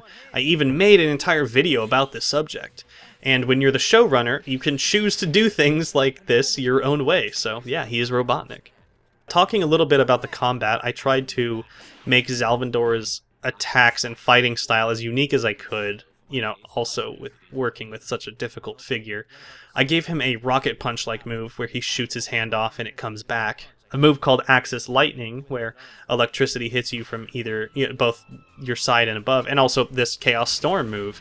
A lot of these ended up coming back in episode 23, which was the return of Zalvandor.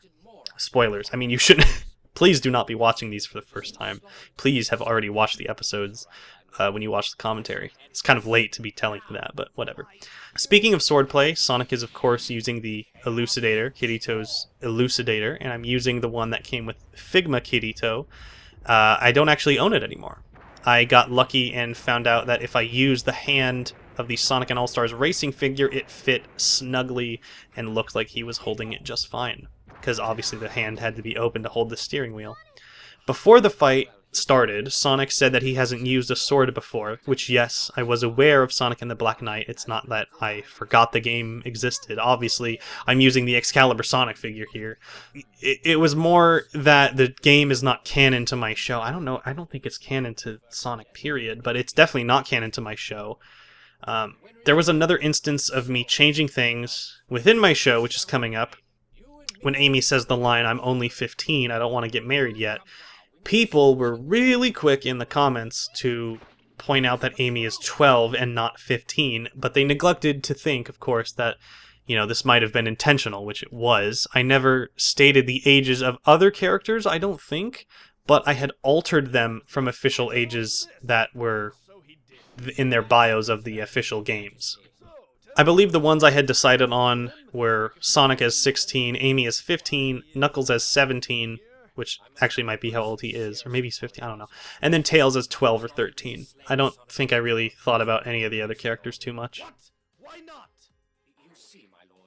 Back when AJ and I were making episodes at the same time, we would sometimes do dual releases, which is where we released both our new episodes on the same day, and this one was the second one we did, where I released episode 19, and he released episode 9 of his series simultaneously. Super fun. This also made the private screening calls even more of a blast, because we would get the boys together to watch both of them for the first time. The energy we had was the best, you know. One would sit there and watch the other's new episode and get all jazzed and talk about it and the stuff we liked and critique stuff, and then the other one would show off their new creation right after. Rinse and repeat. It was such a glorious little time. When Zalvandor responds to Amy saying, "You're 15 and haven't married yet," this is outrageous, that comes from that people got married much earlier and younger back in the day. Think about Romeo and Juliet. As it turns out, this is sort of a misconception, to my understanding. There is some truth to getting married much younger, but it's not like it was, if you weren't married by 15, it was like something crazy that is going on and needs to be corrected or anything like that. To my knowledge, I'm not an expert in this category. In the description of this episode, you can see that it says end of season 2. That wasn't actually put there until much later. Recall that I said this episode was going to be like a double episode. Well, that got scrapped, but I still intended on doing another episode after this one to finish off season 2. Once I finished 19, however, I had one of my longest hiatuses in between episodes that I had, and I was at a loss at how to finish off the season. The more I thought about it, this seemed like a perfect soft season finale with the main gang getting the 7 Chaos Emeralds, and I didn't see anywhere else I could take it to, you know, really drive home that it's a finale to the season. So in the trailer for episode 20, I called attention to this saying season 3 begins, and then went back and added in the description of this episode, you know, end of season 2. Even though there was a little less than a year between episodes 19 and 20, AJ and I did another dual release for our next, episode 20 and episode, 10 for him, making us have the same exact amount of time in between the two episodes. The trailers even went up on the same days. Oh, my head's killing me.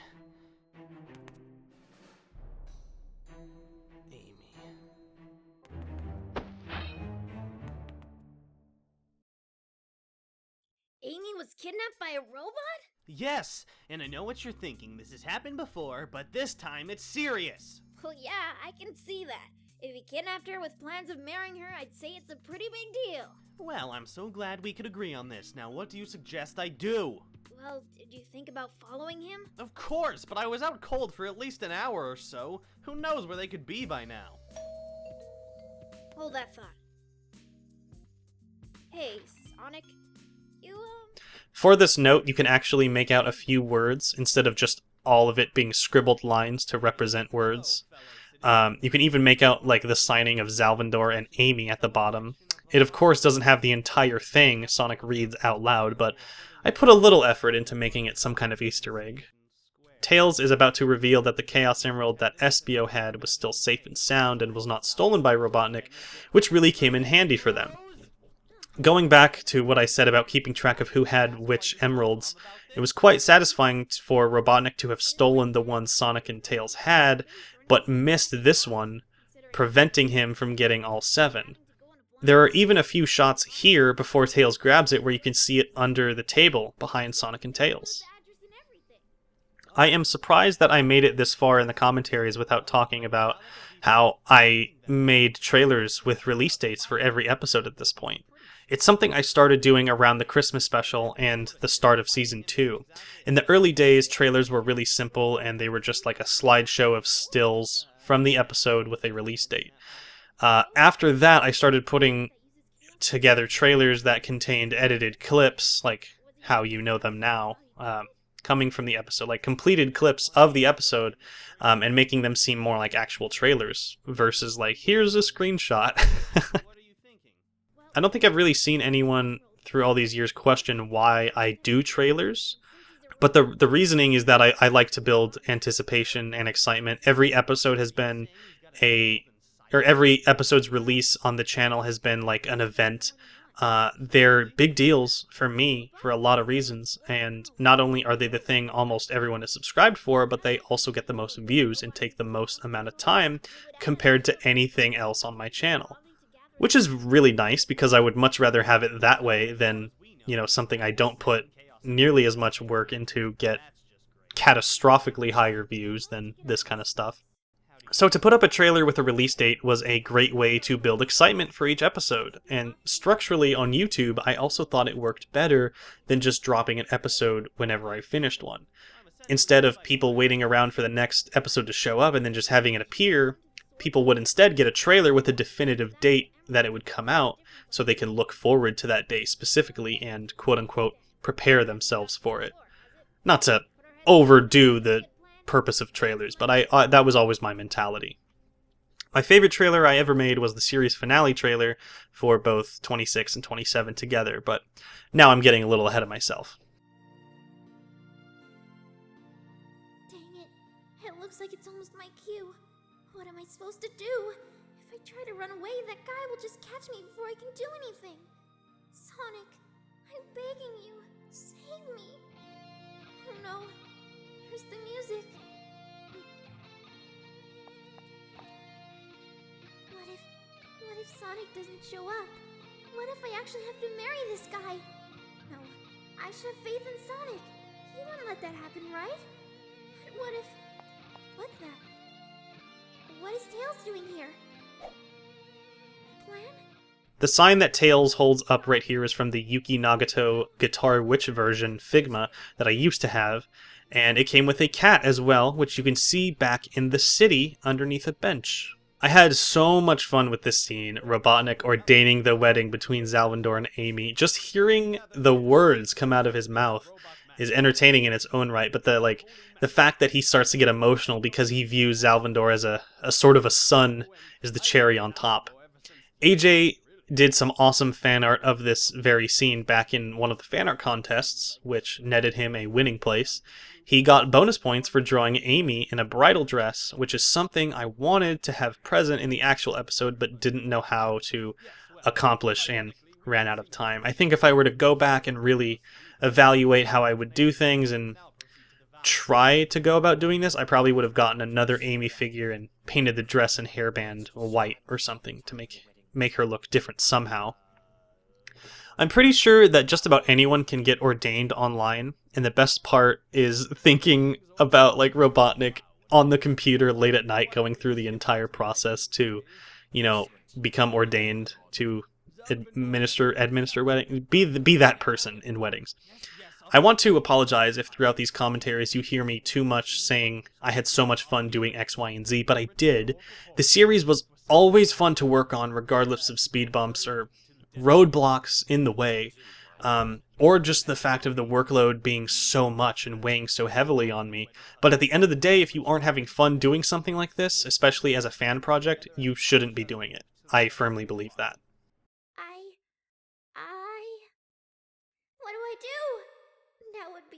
good time to interject, Tails. Madam? I do? Then, by the power invested in me by the city of Station Square, I now pronounce you husband and... I was pretty happy with how this shot of Sonic busting through the ceiling came out. Sonic was a PNG that I animated in Vegas, just one shot. But if you notice, throughout the entire series, there's almost never a ceiling present. Even if you're inside, you never see a ceiling. There's no point in me making them, especially because they would, restrict natural lighting and camera angles, it would cause all sorts of problems. So the way I went about setting up that shot was just laying brown construction paper down and turning that box back there that represents the wall upside down, and then flipping the image in Vegas to make it look like the brown part was the ceiling. Super simple stuff, but it worked really, really well. In the finished product, I don't think I used a shot where you can tell that that building is upside down, so it didn't really matter, but, it was a nice touch. An even nicer touch, in my opinion, is how I cut up a bunch of cardboard to represent the debris from the ceiling where Sonic busts through. There is a small Easter egg in that shot where Zalvandor says, "You're so dead," and he holds up his arm. The shot where he says "you're" before the camera switches angles, there is an image of Zalvandor, well, it's Excalibur Sonic, but there's an image of him on the wall behind him, meant to be a mosaic art piece they hung up for the wedding decor.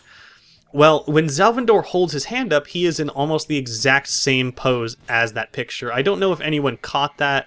I don't think I've seen anyone talk about it in the comments, but it's just one of those nice little things you do because you're the creator and you can. Here is the first instance of Silver being voiced by AJ, which he stayed with the role up until the end of the show. At this point, people were really settling into their roles, and come episode 20, the start of Season 3, there would not be any more recast. Well, Gyro would get recast, I believe, but other than that, that's the only other recast to happen. Consistency is always something you want to strive for.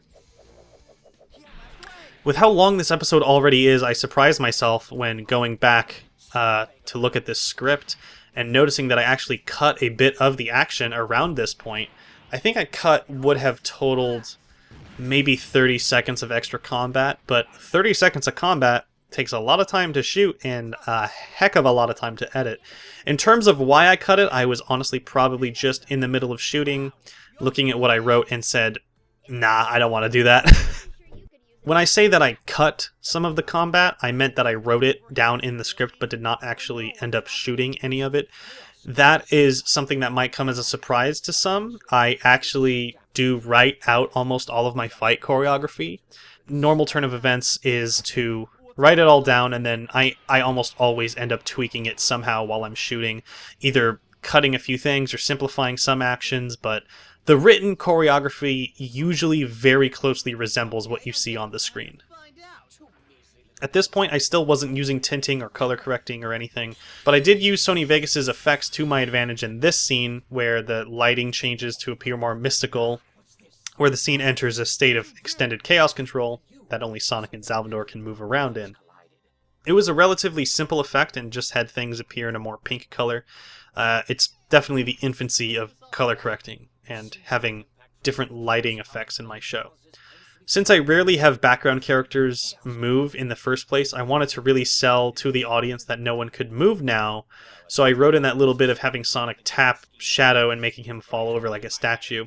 If I hadn't have done that, it might have just stayed looking normal because no one moves in the background in the first place. My girlfriend from me, and I'm not gonna take that lightly. Cease talking. This argument of yours is invalid. You yourself agreed to the duel and lost, so don't blame me for— Well, that was my fault. I made a stupid mistake, and I'm not gonna let Amy pay for that. Chaos control! What? What happened? My technique isn't functioning. Chaos control! What's going on? Is there a problem? Don't think that for a second this gives you any form of an advantage. As we are approaching the end of the episode, I want to give some of my final thoughts on Season 2 as a whole. In terms of the 3 seasons, this is without a doubt the one where you see the clearest and widest improvement between the start and the end. Now, I can technically make an argument about that, comparing episodes 20 to 27, but there are so many changes that happened during the duration of Season 2. I cycled through a total of 3 cameras. I made the switch to Sony Vegas, which I would stay editing, in until the end. A switch that did the show wonders, and I can't even fathom editing in something different now. I went from standard definition to widescreen HD, and the runtime of episodes started going up. And all things considered, I was taking my show a lot more seriously than I was at the start of this season. It's definitely compared to Season 1, but even the start of this season. Scripts were now taking much longer to write as a result, and the time it took to produce each episode seemed to only increase with every installment. I'm so happy that people kept watching and waiting for each episode, and the things that I learned and techniques I used in Season 2 continued to set up even more foundation for the best season of all, Season 3. We just witnessed Zalvandor's demise, but do not fret, as he will be back in episode 23. He turned into one of my favorite characters to work with and write for, even though as a figure he was like the least cooperative of all of them. As far as Jazzware's figures go, they all have their problems, but he is in a league of his own. Here we have a scene where Sonic realizes where he went wrong at the beginning of this episode, which is nice to see for a change.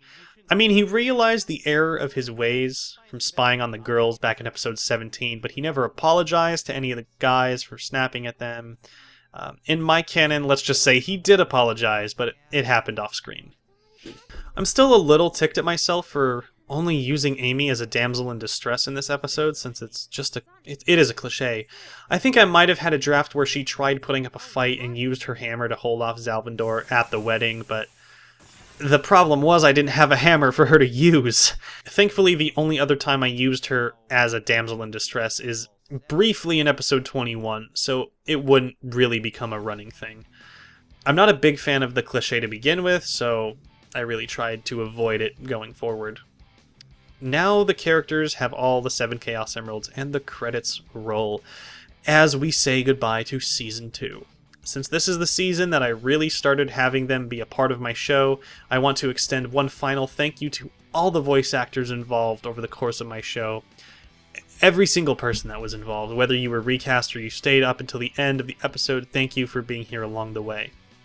And thank you, viewers, for watching the creator commentary of Season 2 Sonic Stop Motion Adventures. Join me next time as I cover the 3rd and final season of the show. I'll see you then.